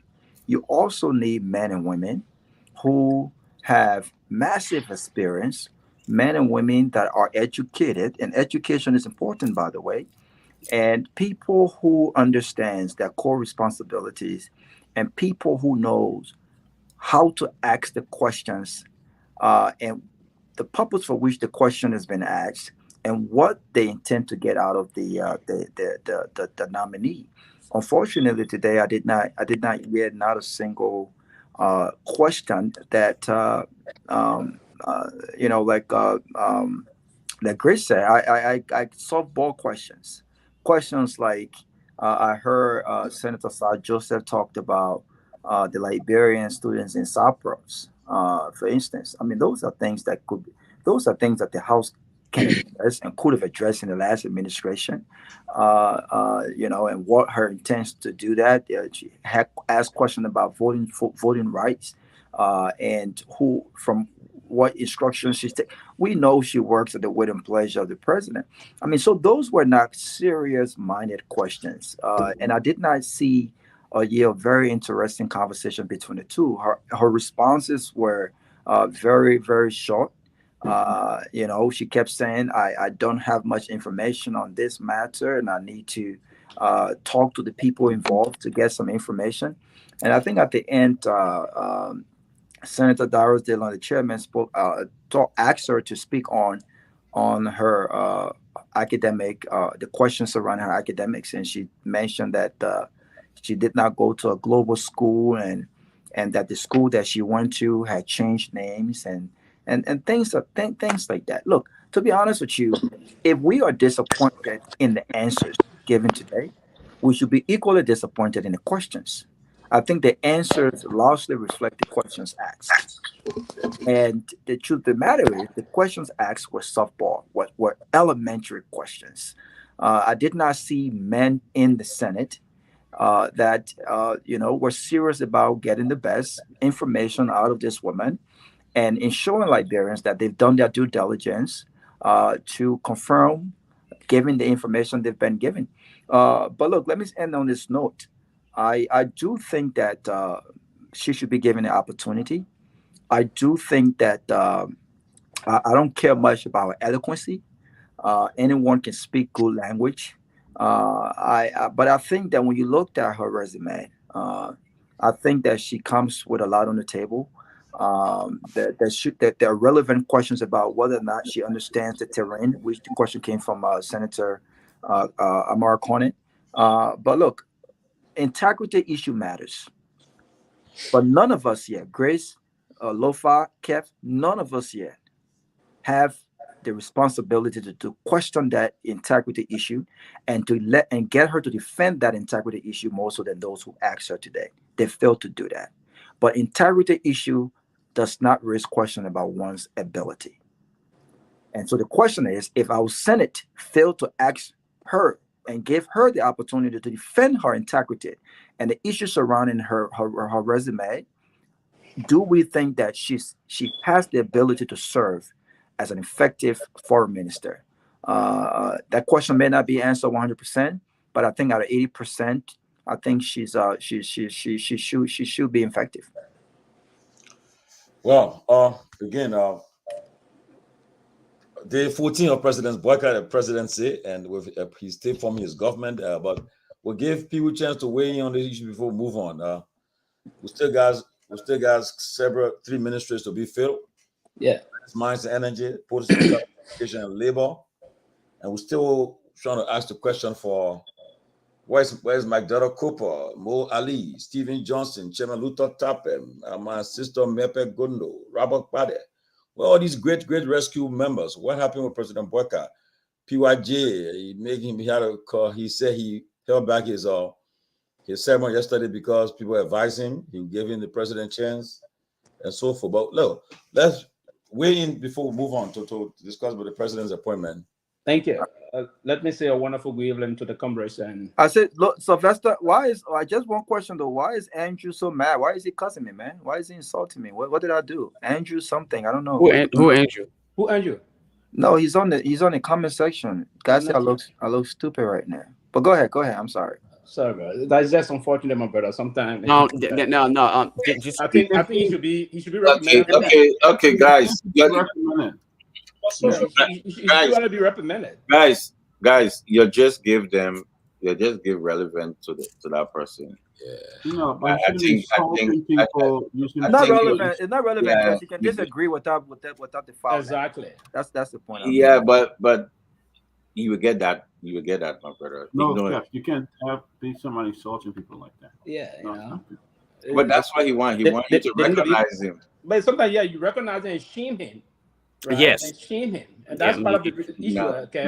Because some of the guys, it's quite unfortunate. You don't just look at your colleague and just insult them. Just agree with them.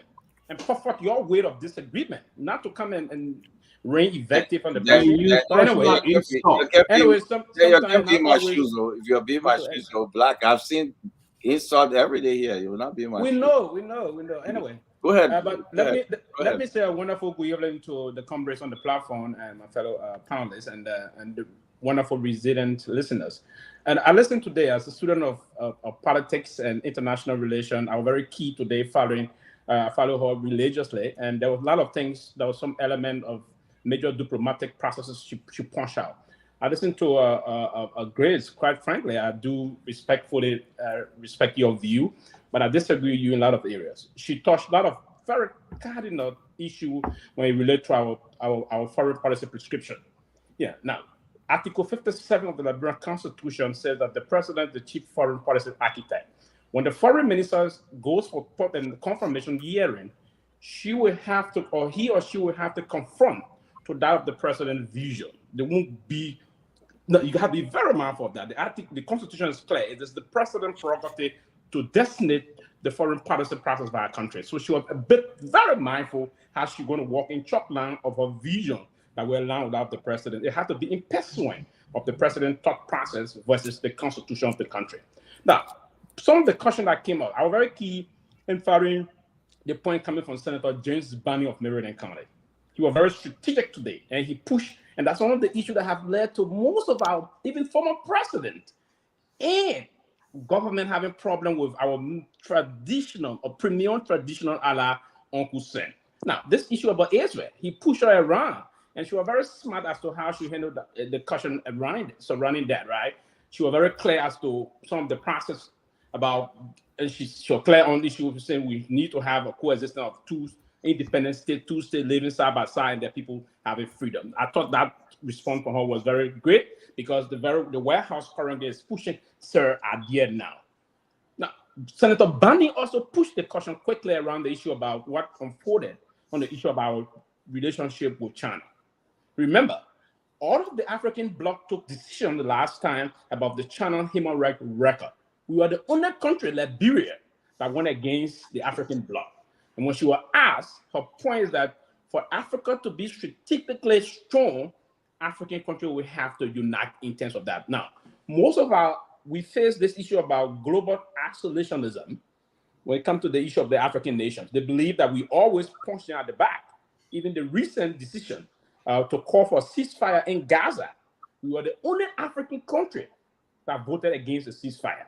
And she said that was also contrary to our thought process. And again, in keeping with the foreign policy objective for our country, our major foreign policy objective is the issue of non-interference. And that is still on our what we call a national security platform also. So she was very strategic as to how she handled some of this question and the way Senator Banney pushed the question, because that is the issue of globalism. Most of our strategic projects coming from China, the Chinese put stop to it the moment we voted against them on the human rights record. And she said she's going to bring about economic diplomacy and development diplomacy. That was very key, Grace. So she spoke about international diplomacy, economic diplomacy, and developmental diplomacy. Now, she worked with the UN.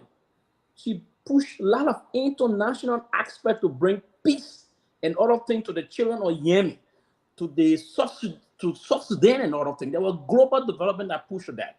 That's development diplomacy there. Now, in diplomacy now, economic and developmental diplomacy are the premium of all diplomatic engagements. So beyond all of those different diplomatic intercourses, you have to go behind the scene and ensure that you connect and conduct the affairs of diplomacy via economic and developmental diplomacy. So she was very key on that, and she came strong.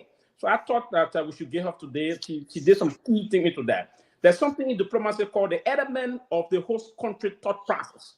Now, you wouldn't deviate from those kind of an issue if you come in as a Minister of Foreign Affairs designate and you don't come proving that you want to come with your own thought process. No, it will have to come with the thought process of, because you don't generate foreign policy instrumental decision.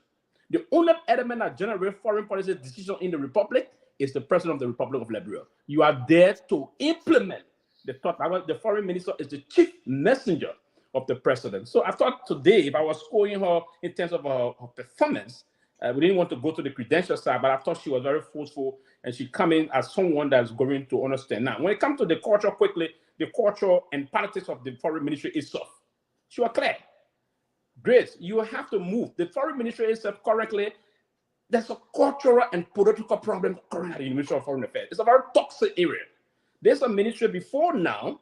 You heard the ministers, his deputies, and some assistants. So a lot of divisions at the ministry. So she needs to move in and understand the ministry before she can speak to any other thing quickly. So I thought if I was grading her performance today in terms of a Liberian, I was very proud of our Liberian mothers. As a Liberian woman, I was proud of her. Someone that beat cancer and stayed very resilient, motivated to come and show this line, went to school, so took some time off. I thought she was great today. But we look forward to the confirmation. I believe she's going to be confirmed because I saw the language. My former boss man, the former foreign minister, he didn't even ask questions. That was a clear vote. Prince Moy didn't ask much question. So the flow were a bit friendly, but yeah, there was some question that came, particularly question that came from Senator Kone, Senator James Barney, and some of the senators. They were so strategic. And Senator Prince Johnson also quickly asked a very important question today. What would you want your government to do to attract foreign investors or other friendly country, or both? Because diplomacy is both from the bilateral and the multilateral aspect. No, from the multilateralism and the bilateral aspect, what do we do? Bilateral is country to country. Multilateral is those big multilateral institutions. What can we do? Do we need a peaceful country, a country that is, the ambience of the security is perfect? That's the question previously asked. That's a takeaway question. And I thought the way she answered it was very great. So, I mean, moving forward, we look to see a foreign minister that will increase the process moving on. She entering a very brand new office from the 6th floor now. The Moroccans, via our bilateral relationship with the Moroccan government, they renovated the building very well. It's okay, it's perfect. And that's the turn over from the WIA administration to this administration. So I mean, it was okay. But I look forward to seeing our minister push a lot of things with our Chinese counterparts so they can do our Kazadi Boulevard to Tua Street Road and do the crossover bridge that was the $54 million crossover bridge that is suspended. I want to believe of the new beginning of a new relationship, the Chinese, in keeping with the one China policy, that we can keep to that and project a very wonderful and positive Liberia. Thank you. Yeah, we just wanted to weigh in, but we already spent a lot of time on that issue. But again, like I said, I pray that President Boakai and the legislature will give Madam Best, Mr. Madayanti, all the support. I think she will be a great foreign minister. We have 2 female foreign ministers in Africa already. I think she'll be the 3rd one. So hopefully she will make a proper representation for Liberia out there. We look forward to that, support her. But guys, let's look quickly to President Boakai appointment, day 14 of his presidency. And today the president for the first time worked from the executive mansion today. He went to the executive mansion to work. He's now in the official office of the president of Liberia, the executive mansion. And as I said earlier, he still have 3 ministries to fill: lands, mines, and energy, post and telecom, and labor. And I'm getting reports that they will withdraw the. It's not official, but there are plans to withdraw the Minister of Justice designate, Councillor Kupokura. That will really upset Prince Johnson. And hearing that's coming from the advice of Alan White. The guy is into our politics, man. He's really willing, a lot of influence in the politics. The appointments that been made, he's involved. But again, who knows what's going on? But again, but we still. I know today the MPA managing director took office in his deputy. Sekou Dukla, his deputy, took office today. And Minister Amin Moda from Commerce went to the highest confirmation hearing today too. He said that he will work to bring price of major commodities down. The DEA boss, Connor Kurman, A.B. Kurman, said he will arrest public officials who is involved with drugs and so forth. But guys, weigh in, man. What's your thoughts about these about these appointments? And then the key thing is that we all know these guys are our friends. Let's be honest. But nobody tell me anything, but politics is interest. If I know people will say, yeah, we work for CDC at the time, but at the time, yeah, we fell off at the end of the time, but going at the end of the rope, we regroup. But again, politics is interest. But today we see people like Madara Kopois. She was very key. She on almost all the platform, making the case for President Boakai presidency. Mo Ali, you saw him. He's another strong towering figure of the Unity Party. Chairman Luther Tape, You know, Chairman Tape, he was the face of the UP. Stephen Johnson, our own man Zinzu, Political Zinzu. Mepe Gona, my own sister, she was held the track team, raising money for the movement. Robert Pade, Monsieur Pade, you saw him, man. I mean, guys, Peabody, tell me, man, what's going on? Why our guys are not considered? What's going on? Tomalin, I don't know what's going on. We can talk, we can criticize them, but these are folks who work their butts off for the Unity Party. When the grassroots, when nothing was in that camp, and people were not around, they stood the ground. I mean, you're talking about I don't know much about Mandela Cooper, but Mo Ali, Luther Tabe, Robert Monsieur Pade, Stephen Johnson, Mepe Gono. These are people who stood the ground and worked and made the ultimate sacrifice. So I don't understand at this point. Look, even if Chimatape had done something, I don't think you treat him that way, because I was informed that Chimatape had an interest at the National Port Authority, and it was the area that he wanted to go. We saw Chimatape home was burned down. Some say he had faulty transport. I think the home was burned, and even for the revolution, all what he went through. You don't put your national chairman in such a disgrace and appointing people who were not even involved, people who just endorsed your party overnight. You are giving them key position, and you have these guys who stood with you. And we had our problem, but I think these people work. When I think of God, that Robert Quade, who will go back to London and try to get additional education with the hope of coming and serving his country, and you have not even appointed Robert to any key position. Robert Quade is qualified. He got his master's. He went back for his law. In fact, he'll be graduating. You know, the Stephen Johnson, the Mo Ali, who would take the risk and do all kinds of stuff. Went through a lot for you guys. Mipak Gona, who would travel back and forth, who will give up her party, CDC, and all of that to support you. These people, they're there, and you are not even looking at them. I'm not even considering them at the moment. That's wrong. That's wrong. Chairman Luther, I know there were some rumors going around that he was involved in some stuff, but fact is, they are Liberian. They work hard. They earn it. You cannot overlook them like that. You can't put them down like that. You can't bring people over them like that.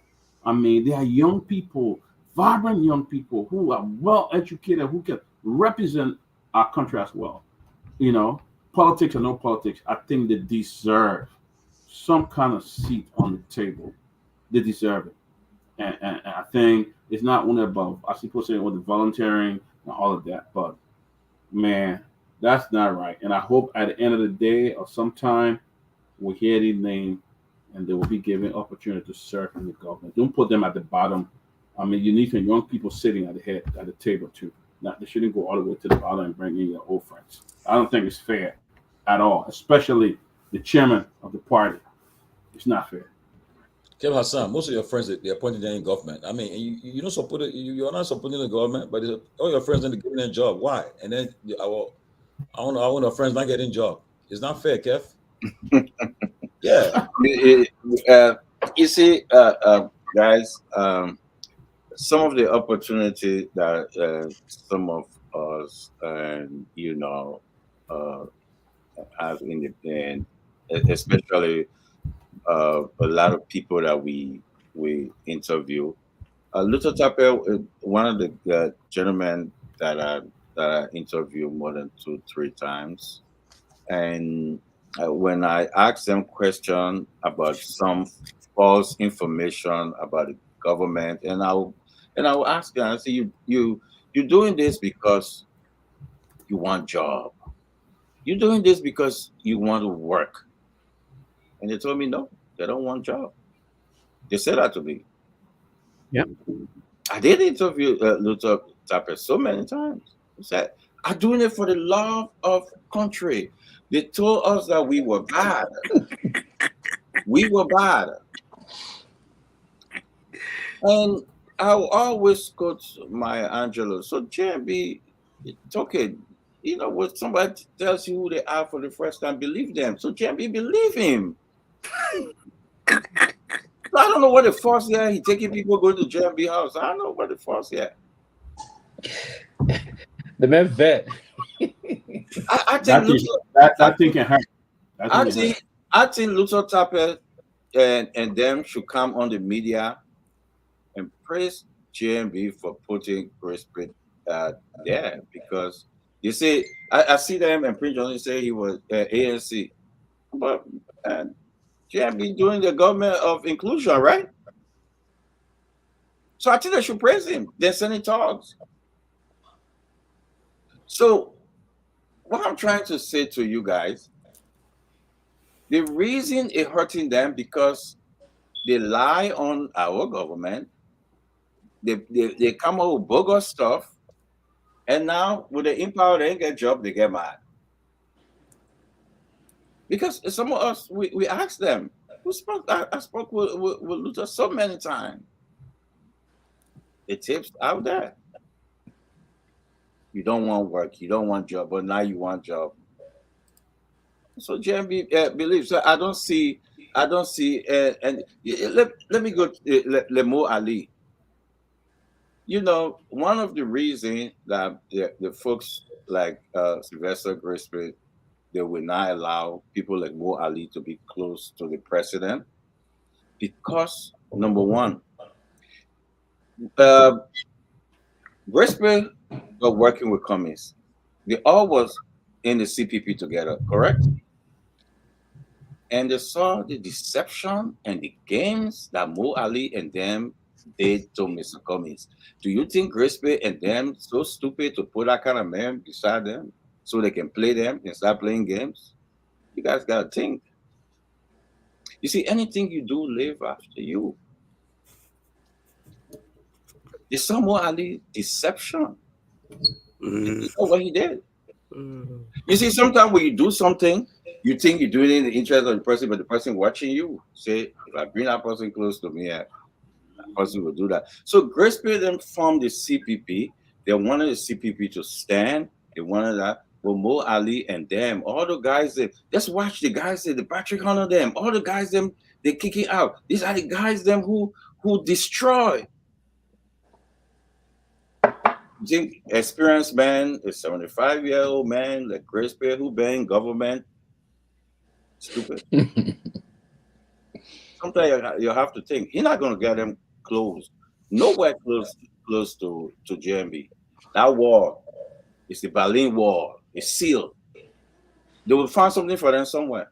Maybe they will look at, watch and see. Maybe they will look at Mo Ali and saying on a foreign mission. No, man. Because you don't keep them.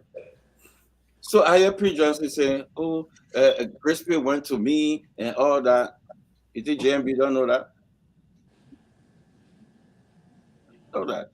So don't come and cry for a job. Oh, we were in Pupu Water, we were doing that. Mr. All due respect, Mr. Luther. Let me say this. Now, Moda did all the work for you. Did all the work for years. Moda was the chairman. If JMB can look at Moda, they move him at that time and bring you. You know, I did a post. I said JMB betrayed this person. Your low-level people, JMB will look at. JMB not even watching you. So for me, if they're really serious for the party, they should go and get the party. You see, our chairman who brought us to power, and Mr. McGill, who make him a Minister of State. Our deputy chairman, who was Molu, he gave him he had job, but he refused. He said he wanted to be the chairman of the party. So if you think Rispe and them taking your job or taking your party, go get your party. Go and get your party. Stand up for your party. Stand up for your party. Go and get your party. But you're the same person that expelled Madam Ellen. Everything those guys came with was just a bunch of lies. And now you're seeing it. You see how they can't hold? Because they never had the same mentality, the same idea.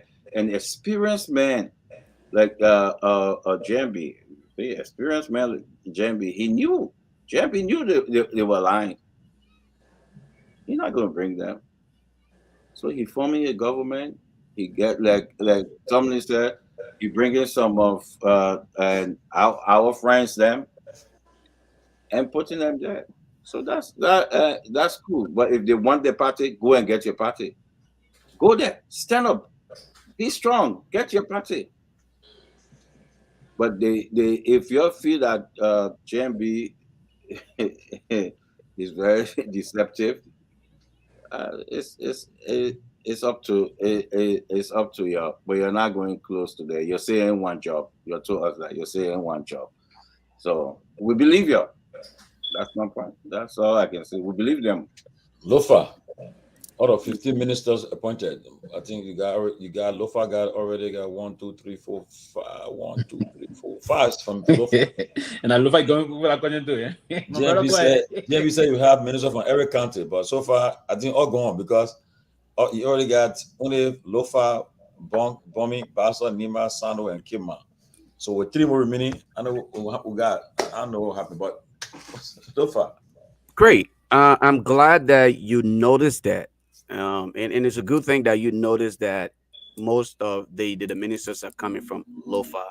That's good. I just hope that you can just retrospect on what happened in the last government. I don't want to dive into that part of it. I want to speak to this issue of rewarding people because they were on the campaign trail, rewarding people because they chanted the battle cries, rewarding people because they sat on social media platform. I heard you list out a lot of people who you claim, okay, and you guys will say they worked hard. Look, Honorable Boykai is not an ordinary person, okay? This man came with wisdom and several years of government experience, understanding that at this point, at this juncture in Liberia history, we need technocrats. We're not looking for those who are singing battle cries. We are not looking for people who are simply seeking sympathy. Okay? No, your close proximity is not what Honorable Boyka is looking at. He's looking at competence, education, experience to consider people. Yes, I'm not saying those guys should be kicked out of the entire process. Maybe somewhere down the line, they will be put in places where they can learn and acquire the needed experience. That's what. Look, if you will start naming people, I hate to say this, and let me apologize to my sister Grace here before I mention his name, and all of the other women on here who are not, fans of this individual way of doing things. All right, but because of what you guys started to do, I would mention him. Okay, Henry Costa. When I mentioned that description was not to Henry Costa now, but I'll mention the individual later. But let me give credit to Henry Costa. This is a young man who took the United Party from literally dead and brought them up. This man, in the process, lost thousands of dollars in contract. Today, Henry Costa don't even have access to Honorable Boykai. After everything Henry Costa did, and you know what? I heard you all list people who should be considered. I didn't hear any of you mention Henry Costa, but you can admit that this young man sacrificed. It was on the shoulder of Henry Costa that the United Party came back to life. It was on the shoulder of Henry Costa that the CPP literally split apart. Through his instrumentality, Liberians got what they asked for today. So when I hear you mention other people and don't mention Henry Costa, then I wonder, where are we heading? Forget Henry Costa. And again, let me apologize to my sister Grace and all of the women on here.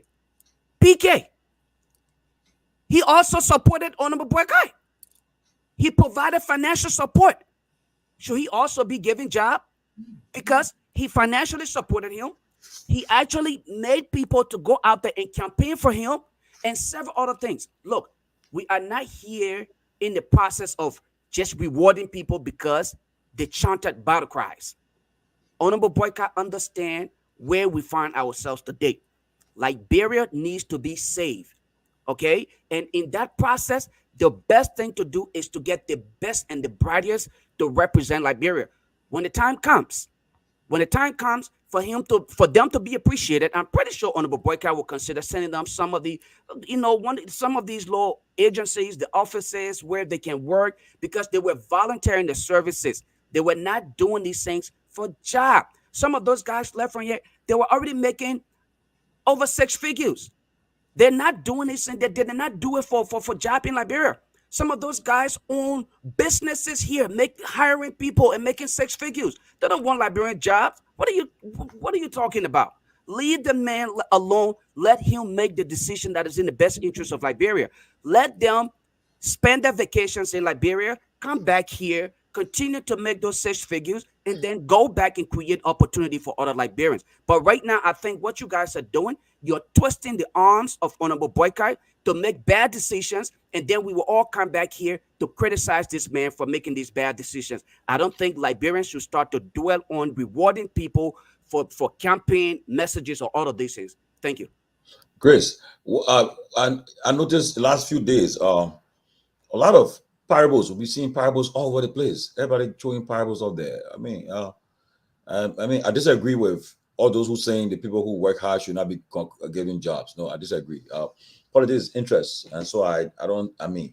Yeah, you do a lot for country, yeah, but not. The people left their jobs in America. They left there. They took advanced income tax refund money already. They're in Liberia there. So I know people already asking people for money. Somebody asked Peabody for money yesterday. Oh, they stranded. So I think Body helped the person. I don't know whether you help the person, but Body still help the person. So bro, what are you laughing? I can even make it 6 figures here. You go over there for less than a month. And people asking for money, man. God, Chris, let's be frank. You're not forget about everything, but on a serious note, people deserve to be considered. On a serious note, you see what happened today before you come in. You see the boy at the port, the guy, because what I noticed happening, they say when they appoint you, go to your job quick, because you do it smart, they will take a knee out. So the boy went quicker today. Make sure he took away MPA quick. Where he all set. He's the MDA boss, the MPA boss now. Moving. Man. So they say they can be dressing in there as soon as they announce any money you're running. Of course. You think they can move a need for that tomorrow and say a mistake? I beg you, myself will do the same thing. I mean, you're selling seat there, the highest bidder. But that's a big post. You can be it doesn't require confirmation, so you have to go and but anybody can do anything from there and say the mistake. I beg you. Yeah, because I saw the same thing with Amos 12. With the next money, Amos 12 was gone. Yeah. So the boy put on here PRSG something already. Yeah, you're right. You saw the guy, the deputy from Public Works? Yeah. Yeah, they do his name. Okay, great. Man. Speaking about parables, Tomalin said, you can see the love on their face, but they not make it. I always like remember. Love on it. They not make it. I tell you, but love on their face, but they didn't make it. They not make it. But the thing is that some people got on the train late, and most of the time, you see with Liberians, as soon as they see a team is winning, everybody jump on our side. They want show that oh yeah, we for the team, because they are Liberians. We are not builders. Most of us are not. They don't know how to struggle with, to come in the team when they're not expecting anything and see the quality of the person or the qualification of them, and that the person will move on and make it, and they will be on that team to the end. So that's the part that's suffering. And people like Mandela Cooper, she came on the train late. So most of them left in the bottom part of the team, they call it the bucket, way to the back. So the people are getting off the train now, and everybody on that train cannot be in government positions. You cannot expect our president to come and hire social people from UP party or supporters. They Thank you. have to make the country inclusive. Everybody has to be having. I mean, I know a lot of people have the education, the experience, but it's a lot of people that have it. So let the best man win. The And best- that's where President Barker is coming from. We support our president when it comes to that. We are not going to sit down here and talk against our president. The man is making the best decision for the country. He's a wise, elderly man.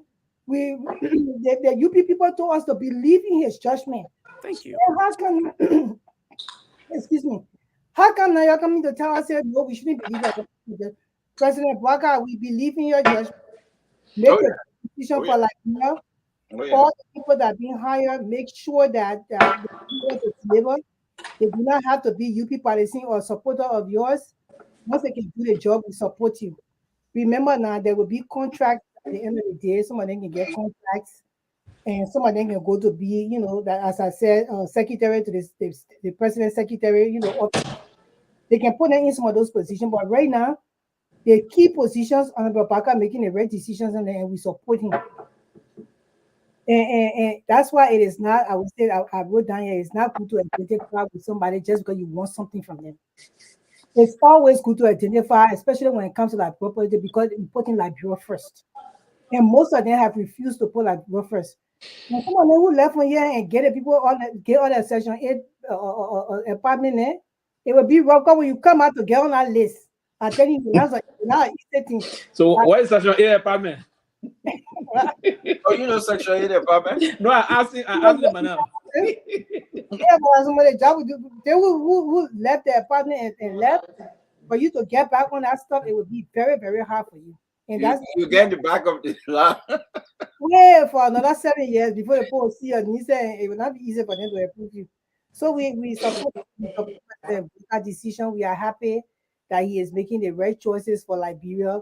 Although politics, somebody will always say politics are interest, but most of the time when they almost half of the country, because the last election was a little split in the middle.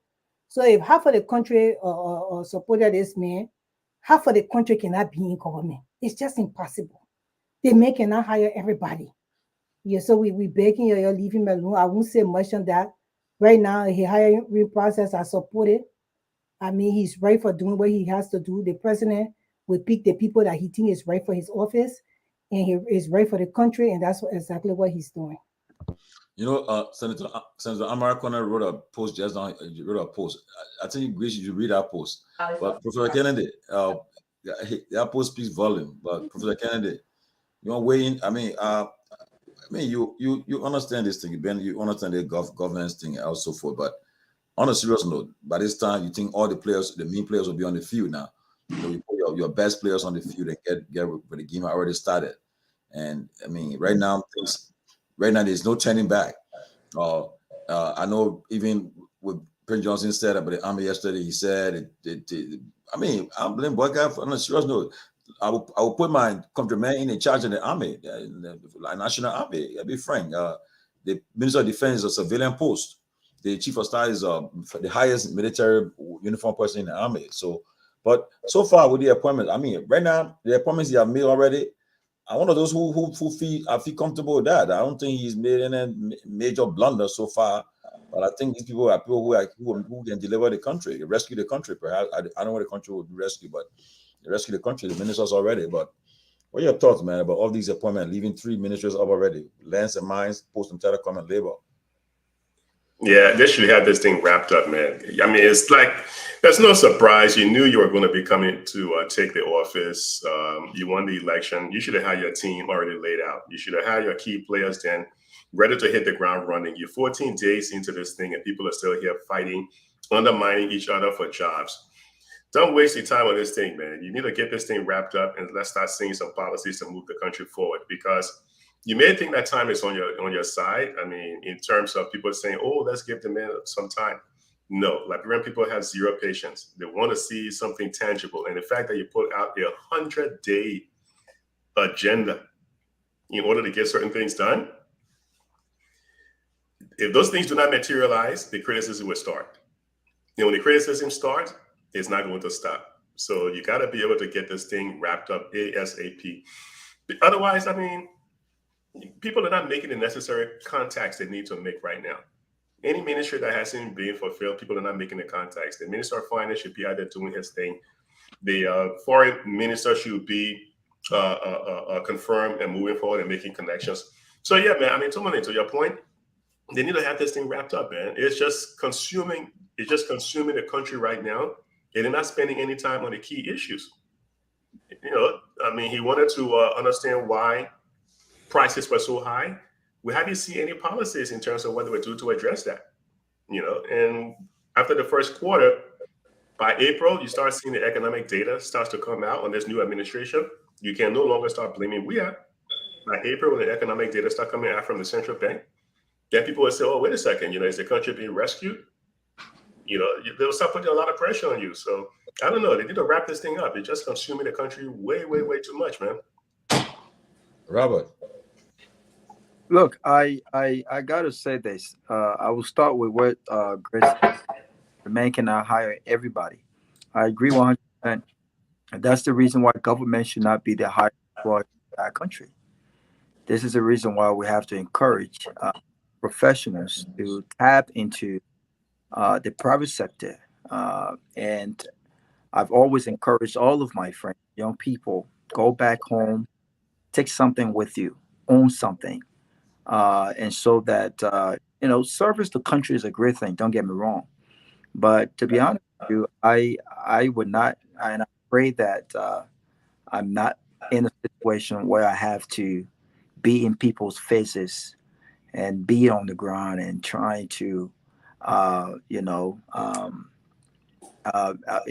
find jobs. You know what I'm saying? When people are expert in certain things, there should be people in government, in the recruitment department, who understands what you bring to the table and how significant that is to the growth and development of the country. And it should be done based on merit. So I agree 100%. But I just want to disagree with Lofa a little bit when he says that, you know, it's not about hiring people who sing battle cries. And then he says it should be people who are competent, educated, and experienced. Then we have to be careful how we generalize, because there are people who have been on the front foot, actually articulating Joseph Boakar's plan, his vision for Liberia.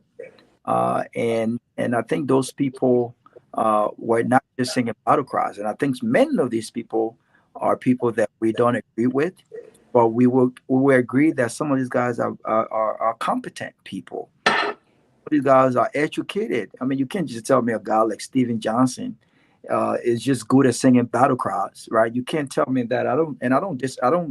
Mo Ali is not my kind of guy, but you can't tell me that Mo Ali is just good at singing battle cries, right? We can talk about his character and whether or not the president, he's the kind of character to be in close proximity to the president. But you can't look at all these guys and just say, well, they were just good at singing battle cries, right? And they bring nothing else to the table, right? A lot of these guys are educated, and a lot of these guys have been around Joseph Boakai. By the way, a lot of these guys worked in government previously. Okay, the Steven Johnson and the Mo Ali, some of these guys have served in government, maybe at junior levels, but they've served in government before, right? And so some of them come with, you know, with substance beyond just battle cries. I think if given the opportunity and pointed to the right areas, I think that they can get the best out of them. But look, I do agree that people should be appointed based on merits. But let's face it, Joseph Boakai is strategically appointing folks in areas. Look, Lofa has about 6-7 of the appointments so far. Why is that? Have you thought about why you're not going to have ministers from all counties? I mean, this has been done strategically. And I think Lofa mentioned Heron Costa. If Heron Costa helped the Unity Party got to where the Unity Party got to, and there was some misunderstanding down the line, and you and I would agree that Heron Costa still has a lot to offer our country, then I will recognize the wisdom of the president to say, like, you know what, I'm not going to make this personal. If this man has a lot to offer our country, despite what occurred between us and the misunderstanding that might have occurred between nephew and uncle, why has he not reached out to Heron Costa? Is Heron Costa not qualified too? Is Heron Costa not competent as well? Does he lack experience? And so I believe that these are political appointments, and politics is at stake here. The president have not got some folks around him, and he's consulting with these people with regards to who goes where. You talk about Mandela Cooper. If you haven't noticed, Tomalin Mandela Cooper has literally already started work. She has been in every major meeting, including the meeting along with the U.S. representatives. The next day after the inauguration, she was in that meeting. She was at the head table in that meeting. Okay, you talk about Lobo. Lobo has already started, technically been with the president at the executive mansion in these meetings, in these spaces. I don't think that the president will overlook these guys. I think that there are many positions out there. I don't think all of the top positions have been taken. And I think that these guys will get something. But in my closing, I want to agree. Appointments should not be based on support. If Lofa supported me and I want Lofa to give back to the country, the conversation between Lofa and I will be, how can we get the best out of you in your area of expertise that will in the long term benefit the country and its people? I can't just take Lofa and take him and put him somewhere because he's my God and he supported me. It should be based on merits. But we should not reduce a lot of these guys that I personally do not agree with, including my own good friend Lobo. Lobo will tell you that I do not agree with anything when it comes to Joseph Boakar's policy and his vision for the country. He is now my president, and I have to respect that. I have to cheer him on if he does right, and I have to critique him if he does wrong. But these guys were not just battle cry guys. They were guys who articulated his president's vision, who argued his competence and his readiness for president on most of the major network in our country. And I believe they did that effectively and they did that well. These are young men and women, I believe, if given an opportunity, will serve diligently. And I am convinced that they will be given an opportunity. And by the way, there's information is that some of the people who have DMB's numbers, I think when he became president, the numbers changed. So some of them don't have access to that number. But then also too, I repost that some people, they're also immoral videos trending on social media. They are also posting hurdles of people appointment. I don't know, but this information I'm getting from the UP champ. These are some people are involved in some immoral videos. All the things are posting problems for the appointments. I don't think you're holding for that. I think, but Peewee, come in, man. Come on, can I? Peewee, you mind if I just use 30 seconds to respond to Robert saying he mentioned my name, or go ahead. I think that's fair. Okay, let me just do 10 seconds. Now, the people already supported Joseph Boakai, and we understand. Even when Ellen was running for president, a lot of people supported her. Even some of her family members sold their homes and all to put money into her campaign. That was news on the street. But these people remain friends of the president. Doesn't equivalent anything about position to Liberia. Seriously, they'll pay. The president cannot hire everybody that supported him, even if they were on major networks. And we just want to say that. Go ahead, Lofa, then come in. Okay, Robert, this is why when I address the issue of jobs opportunity, I generalize my statement. Not everyone who sang battle cries will be rewarded. There are thousands and thousands of qualified Liberians who also supported Honorable Boakai. They may not have been on major media outlets, but they were in the trenches. They were actually putting the messages out there to the villagers and other places. The market women, all of these people are just or could be considered just as competent. And that's the reason why I use the analogy. You cannot simply satisfy everyone who chanted battle cries for you. So if you will be selective, you are here mentioning few people that you think should be considered for opportunity because they are represented on a boycott or major media outlet. That is not how decisions are made when it comes to government. And you agree with me that any president will look for the best. And the best idea that we are asking for is whoever serves our country as a president should look for the best and the brightest, because we want to move Liberia forward. And in this case, I would say to you, Honorable Boycott is doing the right thing. He's bringing in people who he believes in, because these very people told us that this would be a government of inclusion, like others spoke to earlier. So this is exactly what he's doing. Let them wait, like you rightfully said. And I close on this note. You mentioned the young man Lobo. You said Lobo is already working. He goes to the mansion with the president. He's probably, and I suggested this the other day. You guys said, "Oh no. He would be well fitted to serve in that capacity. That young man could be a security guard to the president. He will help him. Okay, he could either be, the guy. Yes, I don't think it will hurt him at all to walk around and hold the president's bag. That's a job. He's working for the country. Let us not take it away as though it is personal. I'm saying that this man is actually using his wisdom to put people into places. So the fact that I'm hearing that, my brother Lobo is already working, he's going with the president to places. Bravo to the young man. He probably was well placed in that position to serve as a security. I'll stop on that. Thank you. Look, why before you come here and Peewee, why you're playing Tabata? The opposition CDC have announced a retreat for April, a major comeback. Yes, CDC coming back very strong. They just announced today a major retreat in April in Grand Bassa County, and they have over crack committee set up. All the stewards are being called back to base to report to bases and make sure that they are part of it. And I can see that, in fact, they are even calling on those new people who are now being considered to come back under the tent. The tent is big. So, but Peewee, move on. Yeah, thank you. Let me commend the former ruling establishment for being steadfast and trying to rejuvenate the political process, and that is kind of a recalibration process they're going through. It's a good point. Quickly, I think Lofa, I mean, just say this quickly. I think Lobo is a professional young man. He's not a security man, so he cannot be security. That we do have the EPS. No, I'm not. How is the security not a professional person? Come on now. We do have the EPS that is statutorily responsible.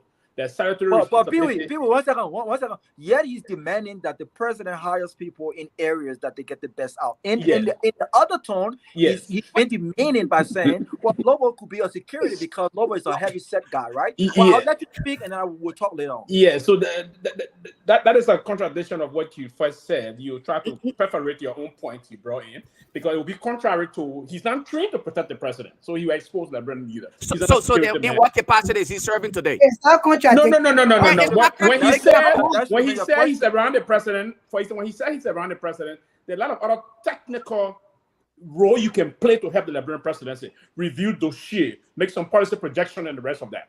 Not necessarily getting into the security area. But let me quickly move to what Professor Larry was trying to say. No, but people, you can't just move on like that. The president trusts Lobo.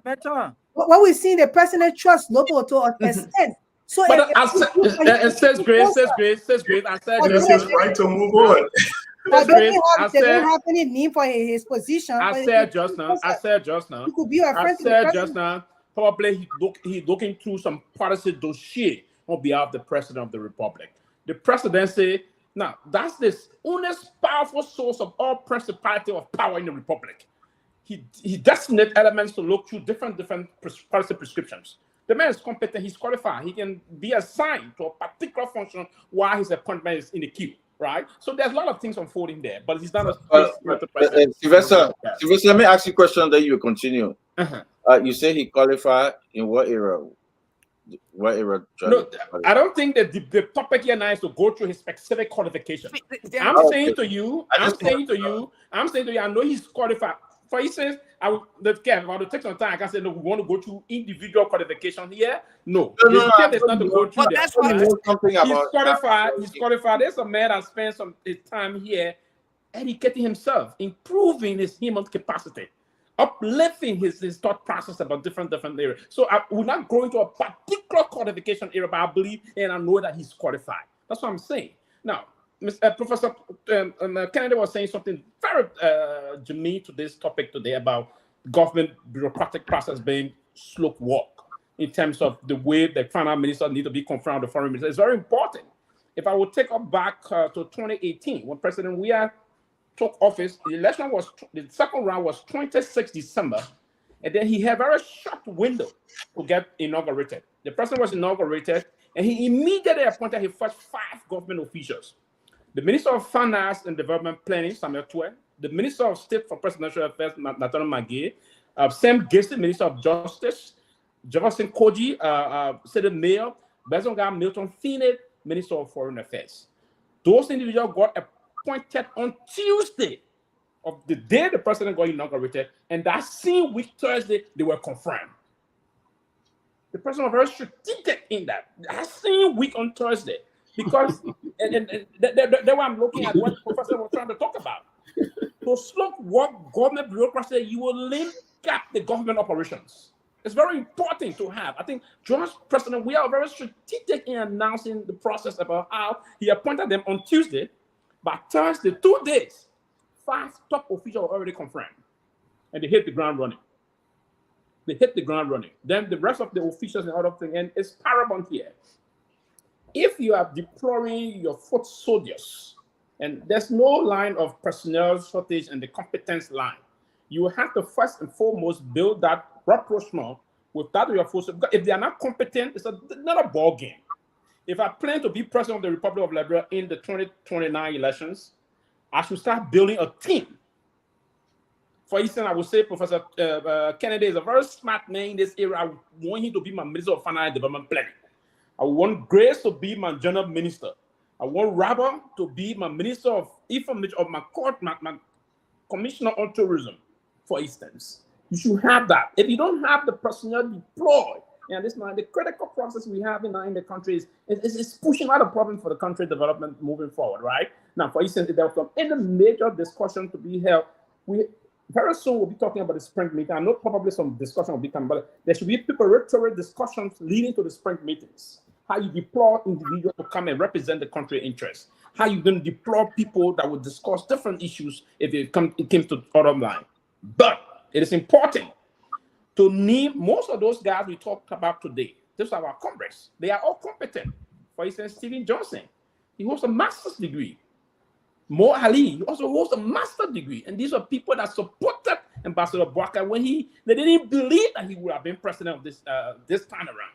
They are all competent. So to let them out, even if you have to appoint them to be sweeper of Ministry of this affairs, they will believe. Then the rest of the other junior Congress will believe that they are hope. It's not an issue about giving people job on the basis of support, but you giving because you want the job done and job done honestly. You need to deploy those that you repose confident and you have built certain rapprochement with that can have your deliverables done. And that's part of the issue. And I'm not surprised why most of the guys are now on air. They are nervous. And what it does is that there's potential to breed this level of disillusionment that is now creeping in the camp of the guys. They are nervous. What's going to happen? For instance, why you think the party chairman was trying to mobilize folks to go and protest? Because his thought process was he came into this town eyeing Freeport. Now you have Sekou Dukley deployed to Freeport. So where next? So different individuals trying to think on different lines, right? I believe that the current president of the Republic of Liberia, is the most experienced person ever to come to the presidency. Before then, Minister of Agriculture, FPMC Managing Director, LPRC Managing Director, 12 years Vice President. Prepared to come, then you left the Vice Presidency 6 years before the presidency. So there was a lot of thought and exhaustion issue that went to play to prepare for this. I thought by now we should have, out of the 589 presidential appointees, we got the name about 3 years. There were 58 already named. Out of 589, 58 already out. In almost 2 weeks we're talking about now. I believe that we don't slow walk the bureaucracy of our republic. What it does is serve as an impediment to major policy transformation. What we need to do now is to get to work so the president can get the cabinet push out and the cabinet move to work and begin to push our development agenda forward. I think that would be the best way to do it. Jad, I can't take a few calls. Why Henry coming to get a few calls quickly? Look. Let me say this. Okay. Yeah. Whatever the case is, I would just advise them to just start preparing to come home. You did your best for your country. There's always hope. You know, he who laughs, what Last. part of He'll that? laugh last. He Laugh, who laugh, laughs last. laugh the Laugh the best. best. There will be reshuffle, and that they could give you the opportunity, give the other chance to flow. I know it hurts that people coming from other places and naming. I mean, the other guy maybe he gave him money in the back, but the guy that took over the national polarity, they didn't even get his name at all. And he came in and just took the job from Chairman Luther. You know, so what Peabody, I my was thinking, brother. Peabody, my brother. I mean, a pocket was heavy for JB. yeah, you know. It was heavy. So I mean, I thought all you guys hang with Jojo, your clothes, and all of that. You know, Jojo, they're your friend. I mean, you smoke cigar. I see you laughing, smoking a cigar, and Jake, the cigar, and all of y'all see it together. And for them to treat you, just, you know, we used to always say when we play soccer, you just come out, watch a jersey, and hang it out. The next time, you know, it will be clean. You can go and play again. You know, but don't sweat it because some of the folks don't even have job right now. Some of the folks have told people their family die and the death is over. The next thing they don't know what to do. I told one guy, I said, just take a leave of absence and just telling the last one you can do now is a leave of absence will up pay. You know, but apparently it's But going to be tough. Dr. Peabody, let me just send the olive branch to Mo Ali. You know, we gave Mo Ali job, right? He was working under us. Now he get job. I'll send the olive branch so he can come. And You know, but I'm sure a name going to come up next week. we gave Mo Ali job. But This week, this week, it will be appointment this week. But and They'll one make thing, some appointment this everybody week. says something about it. It will come a time that they will need people to, like for instance, right? Take it or leave it. I mean, I don't agree with him most of the time, but one of the guys they're missing is Eugene Fagon. Fagon is a guy who can defend, who have the ability to defend and make the case for them. Now, Robert, about to go in your throat for that. And on a serious note, when things get rough, when things are getting rough, they need somebody to come and defend them. I could say anything I'll put in the back. I hear that. Where you carry Fagon? Where you carry Fagon? I hear LBS is somewhere they're thinking about sending him LBS and will support LBS. I don't know, but LBS, I don't think that where Fagon. I mean, you can't be to FBI be an effective government propaganda. That's true. I know that. That's what I say. I don't know why, but let me tell you, if you're a Liberian, you're going home to work in Liberia, be strong. The forces are many. They will fight you from all corners. The first thing to tell you, you come to take their job. They will fight you. Although he came from America, in America, I mean, they will hit you hard. Whether you're educated or not, whether you can help them learn or whether they can learn from you, they're not going to accept you like that. It's going to be a hard battle to fight. They will fight you from all corners. Amara Corner, you see today, when Amara went home the first time to serve at the executive mansion working with President Saliba, I spoke with him. He said, look, when you come back to the country and you know about the policy here, you want to come here and change things, it can be a battle to fight. Just living from here and going alone, you got problem with your own brothers and sisters. They got problem with you. They hate you. They look at you funny. That's why they name you December or whatever. I mean, they got all kind of names. That those who go in March, they're waiting for taxes. They call you by all kind of names instead of embracing you and loving you and welcoming you. Or I can learn from my brother. They're not going to do that. They will fight you, whether they know the job or they know it. They'll fight you to the last. And I think that's one of the problems. My brother who left from here facing right now. Henry, cause I mean, yes, that's it. 770-17635. That's the number to call. Now you're going to be live on a closing argument. 770-17635. It is time that we get your interaction. The public at 770-17635. That's the number to call. And then we're going to get you live here on the closing argument. Tomalin, I would just like to say something concerning Fagon. What we would like. Okay. Y'all call ready? Good evening. How are you? Hey, Finny, Chris. Franco. This is a very special message I'm sending out to Dr. Peabody. What's your name from where you join us? This is Andrew. I call you from Brazil. Oh, Andrew Mazagwe. Yes, sir. I did send Dr. Peabody talk along with them, the former network. But what I want the closing argument to cut into for me, I want them to offer me an airtime. I'll be able to tell my story to the whole world. I want the whole world to hear my story and see how sometimes people take advantage of we the poor. I'm carrying a bunch of irons in my body, and I can't get it out because of financial reason. I've gone everywhere, and I have resolved to take another stand finally. But I want the world to hear my story. I want to leave this message with the world. Like the Peabody, I knew you were in the church here in that period. Ben, I need you guys to please take me up to let my story go. If I don't do it, what I want to do to myself, my spirit will not rest in peace. This is my number, Uncle Ben, Dr. Peabody, along with Tomalin, 0880 0881. Let's see your number down, yeah. Okay. 544 827. Okay, thank you, Masakwe. Please have me in your studio to share my word because I got limited time. Yes. I'm not waiting longer. I'm tired. What's that number again? Right. We get his number, man.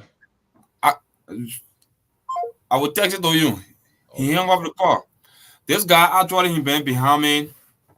I even wrote down people that I want to talk to him. I was home the other day and called me and then explaining a story that he having some iron in his legs and he been following you on the Spoon Network by then, but he lost your contact, so he's glad to get you guys. If we're not getting time to come and talk about his story, he will kill himself. And I said no. I said yeah, I think I can remember sometime a year or so ago he made that statement. He called the show that day, but he was asking directly the Spoon Network. I can remember that was I think about a year ago, even before the election really got hot. I remember that. So so that's it. I found a day to bring you on and see if we can be. So what happened? I will call him after the show, and then maybe we can find out they will bring out what he just said. If anybody will bring it on, anybody want to help, they can help him. Yeah, the calls are coming, so I get the calls. I told the caller. Good morning. Yeah, good morning, brother. How are you? I live from where you join us. I'm Melvin Fine. I joined for one big and stuff. I'll get Melvin. I'll go ahead. Oh, everybody today they talk about competent credential. These people they take it from America. Let me ask a question. They are ever were in government before? Let me just come say something to you.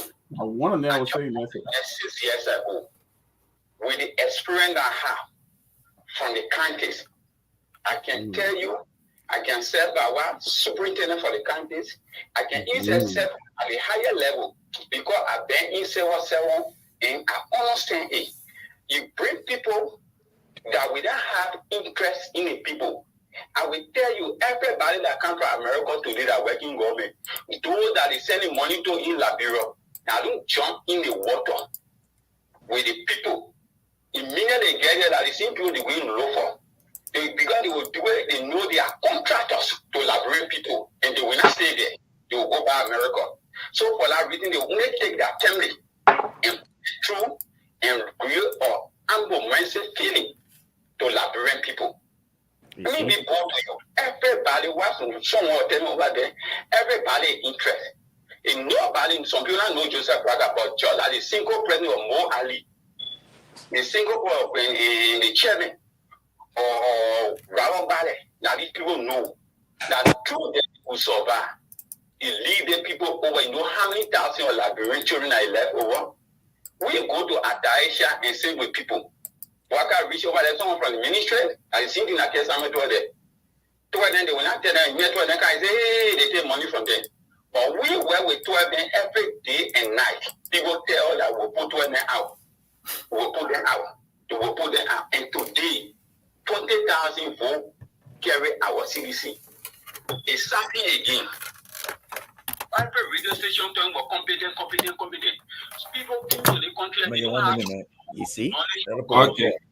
Thank you, sir. We get your point. You know, it's actually sad that the people you expected to occupy position, they are not going to that position, and all these people they having their own followers that are waiting on them when they are appointed so that they will find their way through. So bringing more people, yes, that's the point he's actually making. Mm-hmm. Wow. Yes, bringing more people So from all when over. Rob believe in him and bring him. No, it shouldn't be that way. Wow. It's on merit. Good morning. Tell you about job in that country, not a joke. Good morning. It's a serious issue, right? So let's call. Good morning. Yeah, good morning, Brother Henry. How are you, sir? Good morning to the loving people of Lofa and Liberia. I'm James Blama Kamara, and I joined the Closing Argument from Ghana'sville. Yeah. Go ahead, 1 minute. I appreciate the panelists on the show. You people are providing great education to the people. You understand? And this is why we take it our responsibility and to ensure that all whatsoever that is there on the platform so that we can achieve on the at least the ideas that you people are putting to us. And I appreciate the president of the Republic of Liberia for whatever decision he continues to make, because we critiqued his presidency yesterday and told our people that even if it comes to leadership, he will be able to be controlled by side. If that happens to anybody who comes to the presidency, or people say yesterday, our president was controlled. So if President Walker will come and be advised by his inner side or his chief of staff to say, yeah, Mr. Walker, and this is the best way we can go and agree with them, and meaning he is making a decision because the Constitution of the Republic of Liberia is clear that the president has the appointment power and has the place of power. So you can question the president's abilities for the United Party to present this president to us that he's somebody that cannot think. So indeed, they believe in his ability, he has the tenacity and fortitude, he has the experience, he has worked in several capacities in government. So we should be able to allow him to serve us as president of the republic. Okay. On our path to make Joseph Walker and his Liberia will go down between. So thank you. As he has come as the president, let us appreciate the decision. It's not about party. Okay. When I keep 770-17635, 1,000 number to call. 770-17635. We'll take just 2 more, and then we'll turn back to the panelist.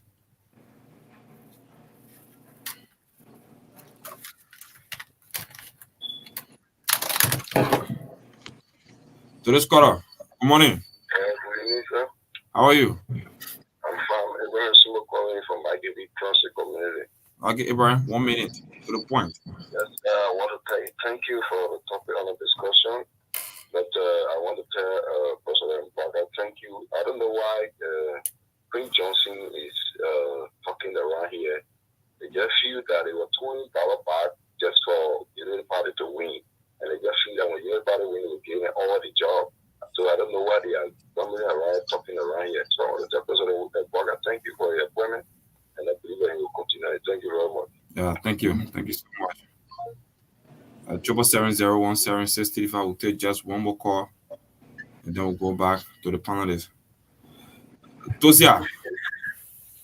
Good morning. Good morning. How are you, sir? Good morning to all the panelists.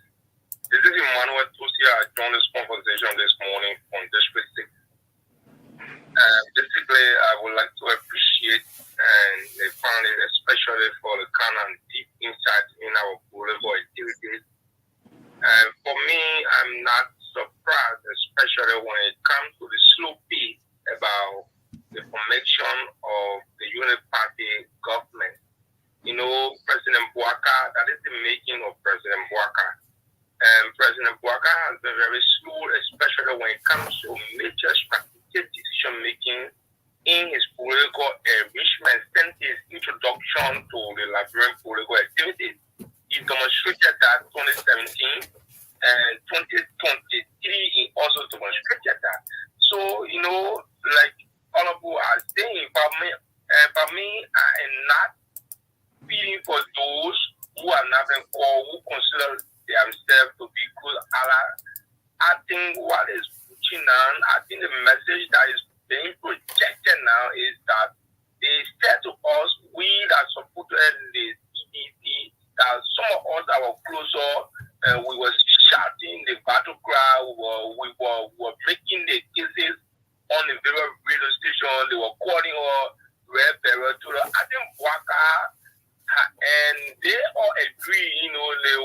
to cry.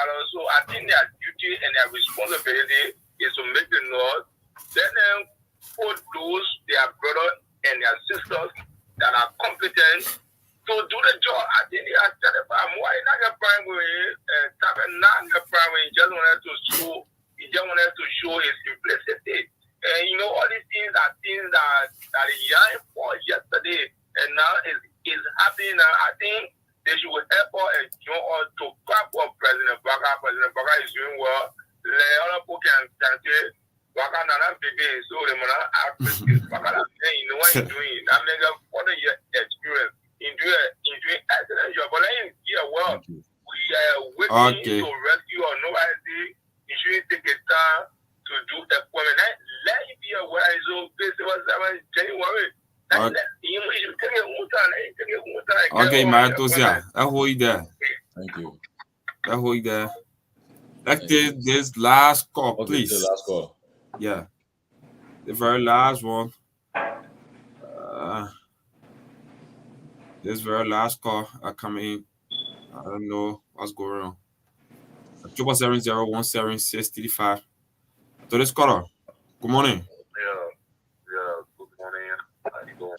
I'm doing okay, and you? Yeah, I'm calling Your name again? I'm calling from Diesel. From Diesel, Atiswa. Go ahead, 1 minute, please. Yeah, the problem I would not expecting nothing else on the topic because in America. Oh, Atiswa. My DJ brother going there, so okay. Yeah. We are done, eh? Okay, to this caller. Good morning. Yeah. Pleasant good morning, sir. Your name from where you join us?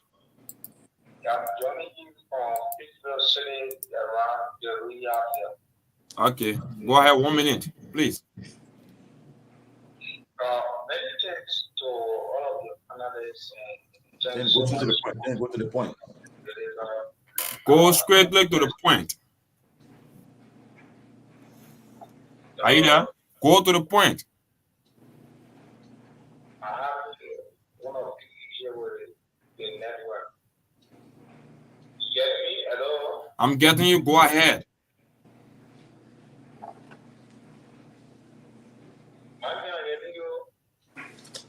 Let me progress. Yes. Grace, let's wrap up, yeah.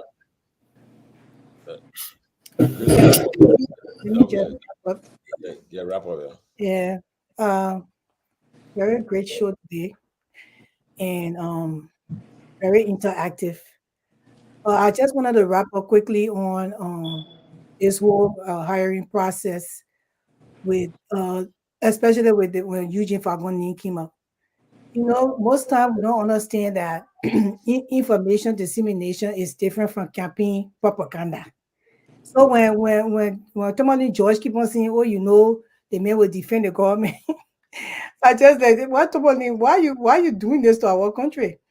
You know, the person has to actually trust the person that will sit in that position, especially if, or Minister of Information or anybody who will be working with LBS or those are outside entity of the government. But will Eugene Fagon be able to handle that task? What will happen when he get mad with the government or somebody making mad within that, within a short period of time? What would we expect from him? So it's scary when, especially when somebody show themselves to be who they are. Keff Hassan said we must believe them, and that is so true. So that's the reason why I don't think he should be part of any appointment in Liberia at this point in time. And when we say things concerning George Lobo, we are not seeing anything bad when it comes to George Lobo. I think George Lobo is a very trusted young man, and he would be able to serve the president well. I'm just saying that he should be put in a position close up with the president, because President Baga have few people that he can trust, especially with everything that's been going on in Liberia and how the whole election went. He needs people around him that he can actually trust, and George Lobo will be one of them. Now his job title, I don't know it, but I think he should be working closer with the president at this point in time. Concerning Prince Johnson, although we did not touch on that topic too much, but Prince Johnson is a man who always like to incite and then he draws back, incite and draws back.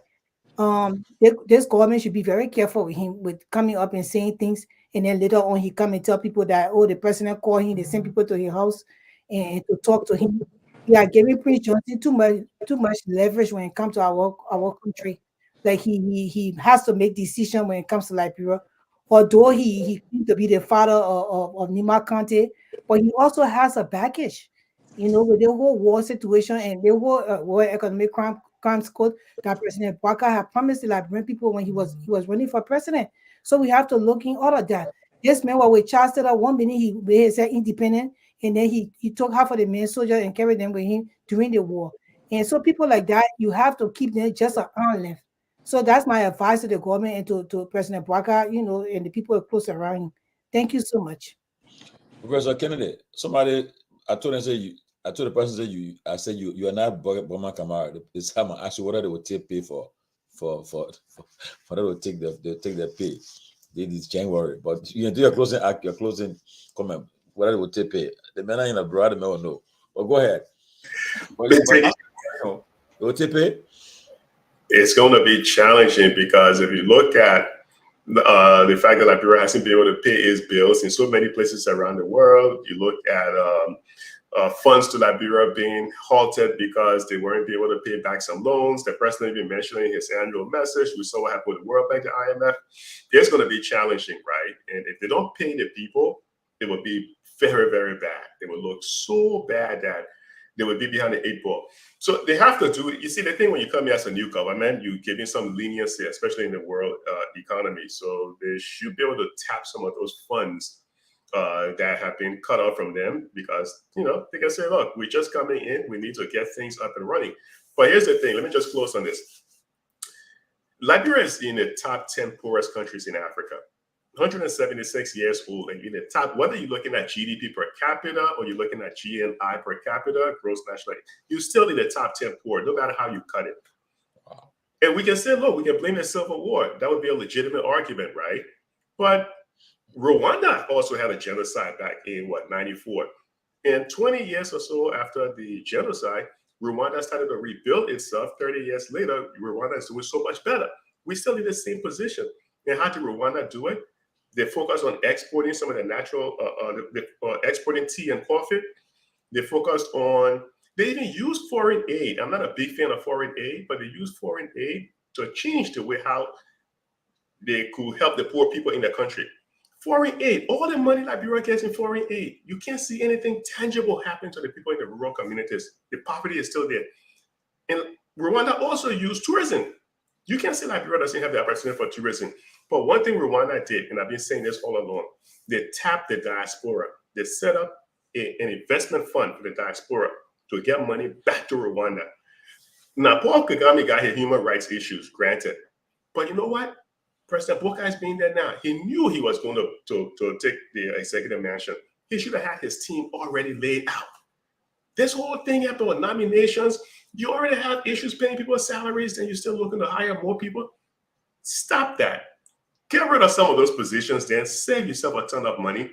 Get this ball rolling. I told you the last time I would throw all the names that out there was shot, confuse the hell out of them, and then let's just go ahead and start running the country, But if we follow this whole thing here for another 2 weeks or so, we'll be a month into the administration, and we still have people undermining each other for jobs. That's what they're doing.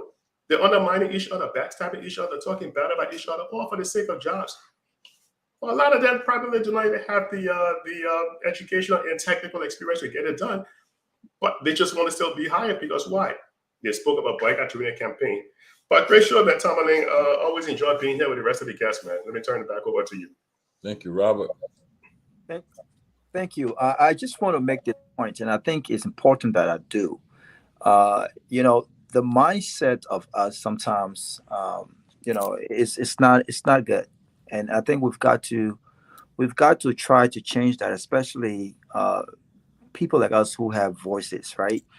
I want to say that Reggie Love, I'm not sure, I think most of us who live in this country remember, he was aide to President Barack Obama. Reggie Love, before ascending to that position, was a college basketball player, a guy who almost made an NBA. And he served Obama diligently. and took a pay cut as an editor at a local sports station in Philly to work for President Obama at $79,000. Reggie also held a master's degree, and today he serves as the chief sports editor for a media company in Pennsylvania. Anita Mike Bird, she served as President Bush special aide, and also subsequently served as the senior advisor to the Secretary of State then. When we think about these positions, how condescending and demeaning we speak of these positions, I think speaks to our own character. I respect a man and a woman, though qualified, who will do anything in the interest of their families. Number one, do it honestly, do it diligently, and who will do anything in the interest of that country. I cannot forget telling this story, and I told this story to some servers that I met at one of the local entertainment spot that I did some training at. That sometimes you have to humble yourself, and sometimes you have to do what you need to do, whatever legally, so that you don't go out there stealing and hurting people for things that they've worked hard for. When the recession went low in '07, there was this guy who worked at our hotel, a doctor. I can never forget that man. I'm not going to call his name, a Liberian man, doctor. And they were laying off folks. And you know what that man did? The man came and worked as a server for 3 months at our property. Obviously, he was qualified. And I just like the fact that he was so dedicated to his family and making sure that his family had what his family needed to have, that he did the best that he could to provide for his family. There are qualifications, there are experience, there are education, and all of us here would agree that Liberia needs technocrats. Liberia needs people who have the requisite education, who have the requisite qualification to do the job, and I will agree to that. But we must be careful how we denigrate and how we personalize our conversation. I'm not going to call anyone name here, but I believe that there are men and women who articulated Joseph Boaga's vision, men and women who could have served and impacted Liberia under George Weah, who disagree with him, men and women who disagree with Ellen Johnson Sirleaf, who she gave opportunities to. These folks didn't sing battle cries. These folks were not supporting a particular candidate because they want a job. They did so because they were principled men and women. And we should respect them. We should disagree with them. We should look at that qualification. We should be patient and look at the jobs given to them and scrutinize them based on the position given to them. Let's be very careful. Lastly, I want to say this. I think that the private sector, and I hope that this government focuses on private sector job growth. I think that the mindset, again, I mean, a gentleman just said, everyone who comes from the diaspora comes to steal and return to Liberia and return to the U.S. Just think about that mindset. So this is a challenge to diaspora Liberians. We need to change the dynamics of us just returning home for jobs and actually return home to create jobs and train Liberians. Create jobs, open businesses, train Liberians, have multiple sources of income, and then you will not be in a position where people are making fun of serious people. I know some serious people who truly wants to serve that country. It's nothing about money, because these guys don't make a lot of money. $3,000, $4,000 is nothing. But they're doing it because they want to serve that country. And I take my hat off for them. But the process and all of what has happened makes this a total joke. But let's be very careful in how we speak on people's name we don't know. Let's ask for the facts, and let's be careful how we intend or intentionally demean people's, because it could be you tomorrow and it could come back and bite you. It's always a great show, always great to be on Closing Argument. Thank you. Yeah, Peewee. All right, let me close, man. Gosh, great show tonight. And, Okay. as we have said, some of our brothers and sisters go home, not like Robert said, in the interest of the people. They go there, they get in the mood, they give them some job, and all they do is to run behind these little young children that can be their kids, that they can help. And having kids, some leave their family here, go home, having kids all over the place, big time, and they join the group in stealing the money. They're not an example to the folks that are there. And we have seen that a lot. A lot of them go home and come back. They want to have two homes. They want to, and they are part of the problem. And the people look to them and say, well, how are these people helping us? What are they doing to help us? We need real. I know there are serious people who want to go home, who want to help, who want to do things. There are so many ways that we can help our people in Liberia. Not really the job. I go to Liberia 2-3 times a year. I'm in the village. I'm building schools. I'm building water. I'm helping children with scholarship and all this stuff. That's what I believe. That's the way I can give back to my country. Why can others do it? You must work in this government. What example are you setting? What are the success stories that we hear of Liberian that went home and made a difference and having an impact in the lives of the folks there? How many Liberian? I'm not saying some have done it, but what are some of the success stories of Liberians that go back and work for government? They just go there because they want to get the money and be rich and build a big home and all of that. I think this has to change until we get serious. We really want to make the change in our country. I believe the Liberians there will embrace us and will welcome us the way it should be. But the ones that have gone before us have not set an example that they can look to and say, we will welcome, brother. We go there and just join the group, join the team, chilling, moving with heart on the beach. We see it on social media. Some of the brothers who went home, they're sitting there holding cigar in the hand, sitting places, drinking and doing all kinds of stuff. I'm not saying you don't have fun. That's your home. Enjoy it. But they are all over sitting, holding cigar, and everybody see, oh, the guy enjoying, big boy. You got 2-3 people, poor people who you keep around you till 2 a.m. in the morning, calling them security and driver. Nobody killing you, Maruga. Nobody doing nothing to you. But you have these poor people who will take motorbike probably about 1-2 a.m. and go home and be back again 8 o'clock. Nothing. Let us be an example for the folks to see us and embrace us and welcome us the way that they should welcome us. I don't think we have set that example, and we have been part of the problem, and that's why they treat us like that. Thank you. Huey.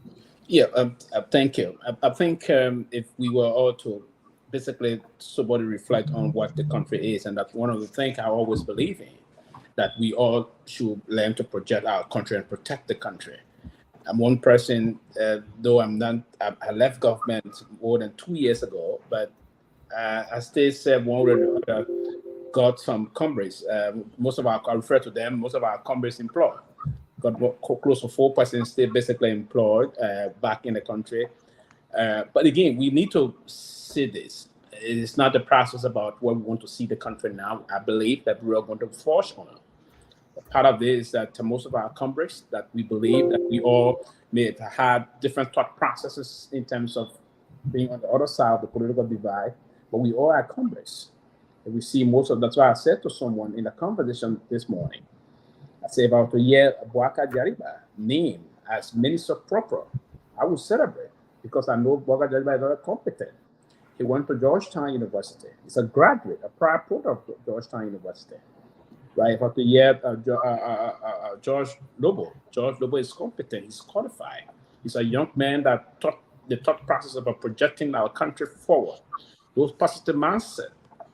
Stephen Johnson, Zizu, we call him from the level of the University of Liberia. He worked with the U.S. Commerce Department here. He's very competent. He came to school here for his first program before. So, I mean, we all should write it. The time of politics, as I said to folks, it's over now. We went through all the political means that came out. Now, all of our political mode will have to be readjusted or totally changed in terms of projecting our country forward. I will sit today and believe it's not about some of us. It's like going to Rival House and believing that's what we say. Not that we're trying to preach for them, but if I went to Rival House, for instance, and I entered Rival's front porch and saw 3 of her children looking desperately hungry, they didn't eat the whole day or 2 days. Then Robert offered me a very sumptuous meal.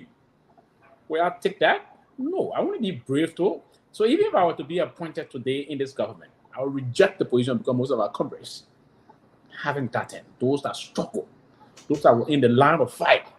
So I mean, now, and I'm one person I always project. I'm a component of the process about being competent and qualified. It should be based on merit. Meritocracy is the baseline of our country moving forward.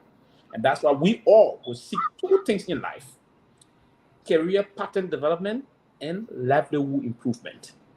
If I project my career pattern, the next thing I want to seek something to improve my livelihood. I need to adjust to intensify how I want to live.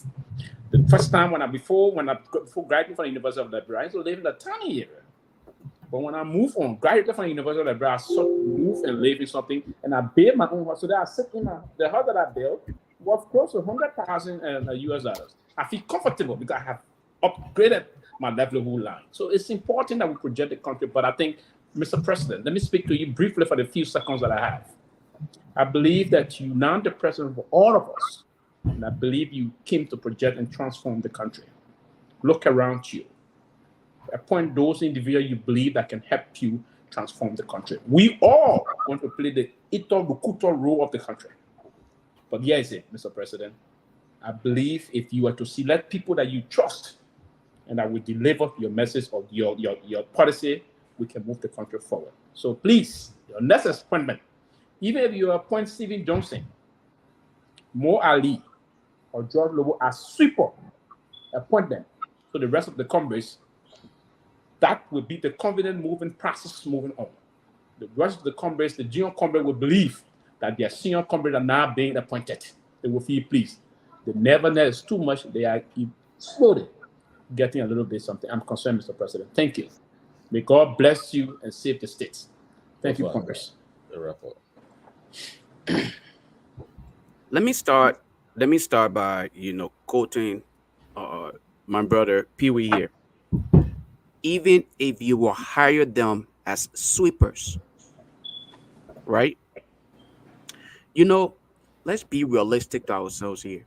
When we are having a general conversation about the nation Liberia, and names are mentioned specifically to make a point, it is upon all of us to do due diligence. Erect the Can you give me 2 seconds, please? Just 2 seconds. 2 seconds. That's all the time. Yeah, just 2 seconds. 2 seconds. Before I said, even though I built a very logistical. But guys, these are guys that are competent and qualified. And I need the institution. That's 3 minutes, guys. Right? And I'm not saying because they're not competent. They are competent. No. Again, I think you misunderstood. I think you misunderstood what I'm saying here. I'm saying here, you made an analogy, or you spoke specifically of what could be done, and I'm here telling you, okay, if you will present the name of an individual to be to go under scrutiny, like Robert did, he should not take offense to the fact that we will speak to that name based on what is known of this individual. When we speak of competence, it's not mere friendship. But you know nothing about. Robert, don't do that. Don't do that. You spoke. You don't. Robert, guys, all the time, please, guys. The guys is too young like that. No, go ahead. Thank you. When you spoke, that's why I sat quietly and listened. All right. When you put up the name of individuals, then those names must be put under the microscope. And that's what I spoke to it in general. But when you came back in the second round, thought to highlight your buddy, I thought again to speak specifically to that. I'm not going to get into that. I want to speak to the Prince Johnson issue. And let me say this. Prince Johnson is very toxic for our politics. All right. Prince Johnson should no longer be considered that voice in politics in Liberia. All right. Finally, Liberians back home during the election, we spoke of these things. I personally highlighted these things. I said, what we see happening today to Mr. Cummings is only the example of what will happen to a lot of us Liberians if we ever intend to go back home to serve our people. It will end up as us versus them. You listen to the caller say the people from the United States, they just want to come here and enrich themselves. At the time, people were claiming that I'm an ANC supporter and I'm a this and I'm a that. I was simply speaking to the reality. All right. What started during the election is going on now today. They're setting this blockade to say, okay, us versus them. diaspora Liberian versus Liberian and Liberia, and we cannot and we should not find ourselves in this kind of position. There should be no reason. If you want to be, if you want to go and serve Liberia, go with the mindset that you're going to serve, and don't go out there with the intention that you're going to enrich yourself at the expense of the suffering masses. Thank you guys. It was a great show. Great being on here. See you guys again on Wednesday.